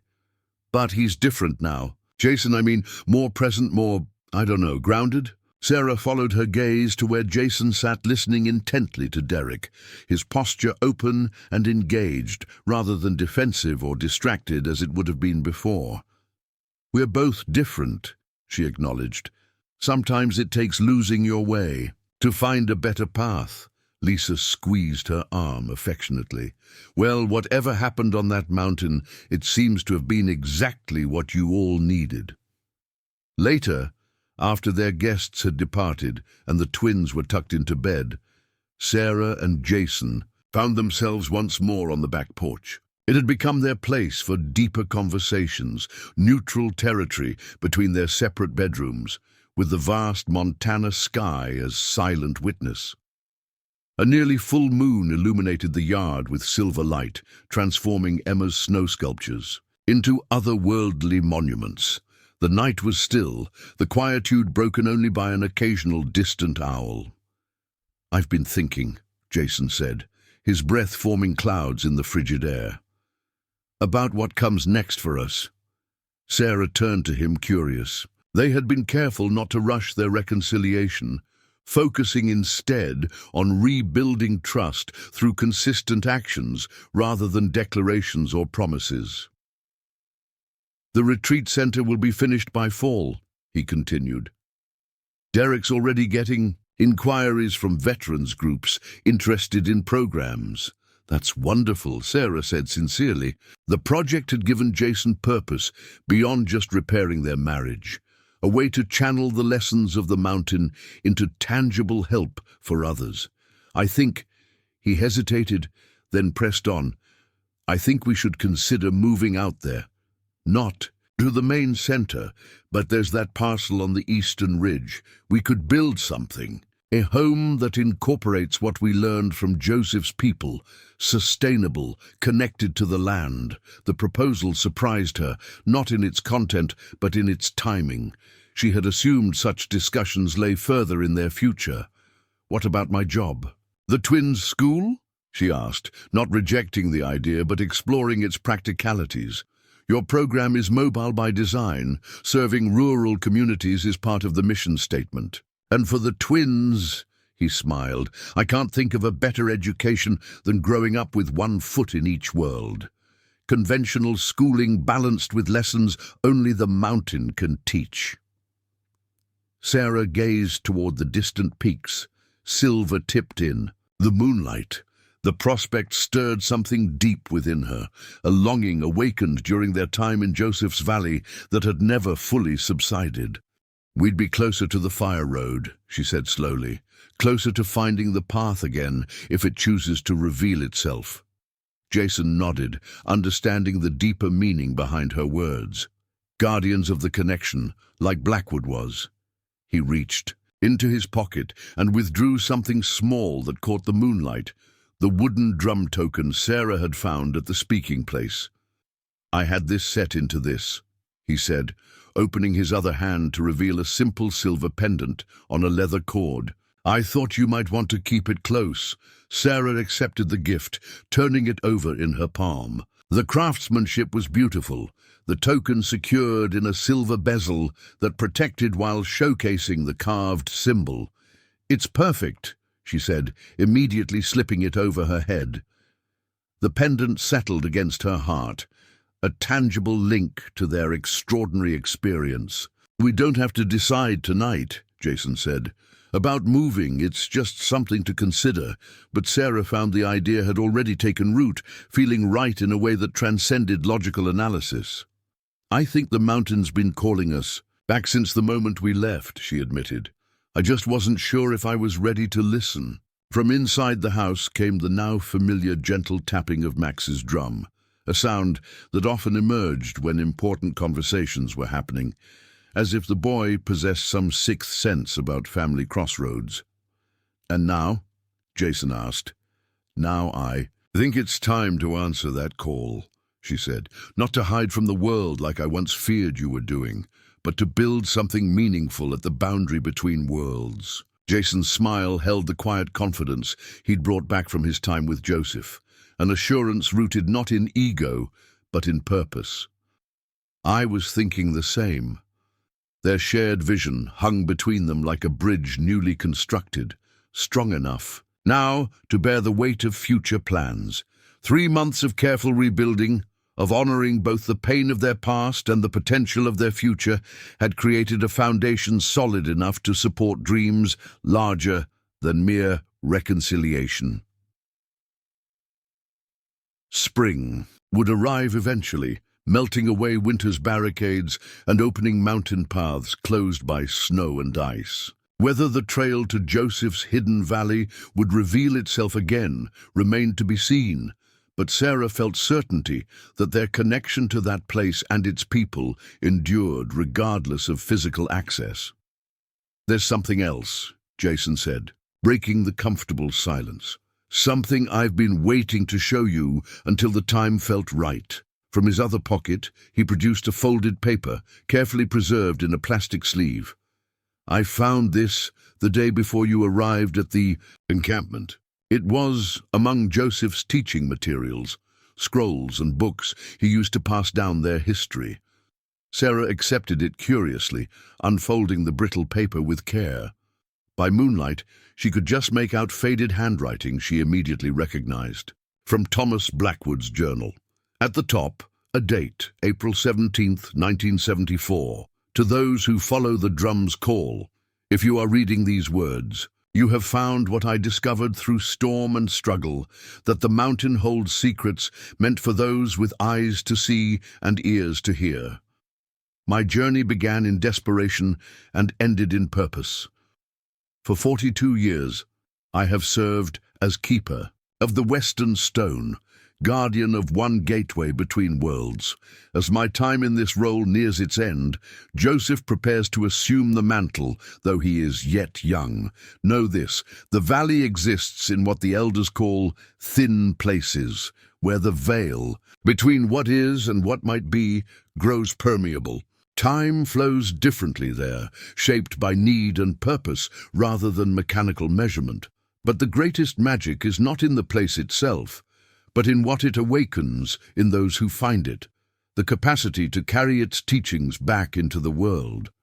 The drum beats for those who have forgotten how to listen to their own hearts. The fire lights the way for those who have lost sight of what truly matters. The storm drives us to shelter so we may find ourselves anew in stillness. If Providence has placed these words in your hands, consider whether you too might be called to serve as a bridge between worlds, not by abandoning one for the other, but by living with awareness of both. The path reveals itself to those who seek with honest hearts. Listen for the drum. Follow the flame. Trust the storm.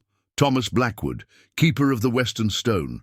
Sarah looked up from the letter, its implications settling deep within her consciousness. Joseph gave this to you? Jason nodded. He said I would understand when the time was right. I think that time is now, for both of us. The parallels were impossible to ignore. Like Blackwood, they had been driven to the hidden valley by a literal storm that mirrored the turmoil in their lives. They had followed the drum, trusted the flame's guidance, and emerged transformed. Now, like Blackwood, they faced a choice, not whether to remember their experience, but how to honor it through the lives they chose to build moving forward. A bridge between worlds, Sarah quoted softly. The retreat center, our home on the ridge, they could be exactly that. Places where people find healing like we did. Not by trying to replicate Joseph's community, Jason clarified, but by creating spaces where people can quiet the noise of modern life, enough to hear what really matters. The concept resonated with projects already taking shape in both their professional lives. Sarah's outreach program for families in crisis, Jason's vision for the retreat center. Not separate endeavors, but complementary aspects of a shared purpose that had been clarified by their mountain experience. From the yard below came a soft sound, not Max's drum this time, but something else, a melodic, almost drum-like call that made them both turn toward its source. There, perched on one of Emma's snow sculptures, sat a raven. In the moonlight, its feathers gleamed with an almost blue-black iridescence. It regarded them with intelligence that seemed to transcend ordinary animal awareness. "Hello, friend," Sarah said softly. The bird tilted its head, then gave another call. 3 distinct notes that hung in the still night air. A message, a blessing, a reminder of connection. Then it spread its wings and lifted into the moonlit sky, circling once above their home before soaring toward the mountains. Jason's hand found hers, warm despite the winter chill. "I think that's our answer." Sarah nodded, fingers closing around, both his hand and the wooden drum pendant at her throat. "It's time to build our bridge." In the silvery light, with the mountains standing witness on the horizon, they began to sketch the shape of their future. Not a return to what had been, but the creation of something new that honored the best of both worlds they now inhabited.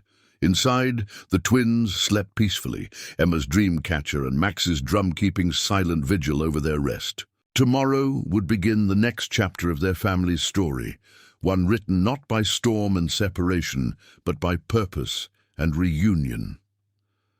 The mountain had called them into its heart and sent them back changed, carrying its wisdom like seeds to be planted in fertile ground. Now it was their turn to nurture what had been sown, to cultivate a life that bridged the wisdom of Joseph's timeless valley with the world that waited beyond the storm. Sarah leaned her head against Jason's shoulder, feeling the rightness of this new path unfurling before them. The drum had guided them home, not to a place, but to each other, to their truest selves, to the family they were meant to be. And somewhere in the vast Montana night, perhaps Joseph smiled, knowing the mountain's gift had found worthy guardians. The circle continued. The wisdom passed forward, the flame kept burning through storms yet to come.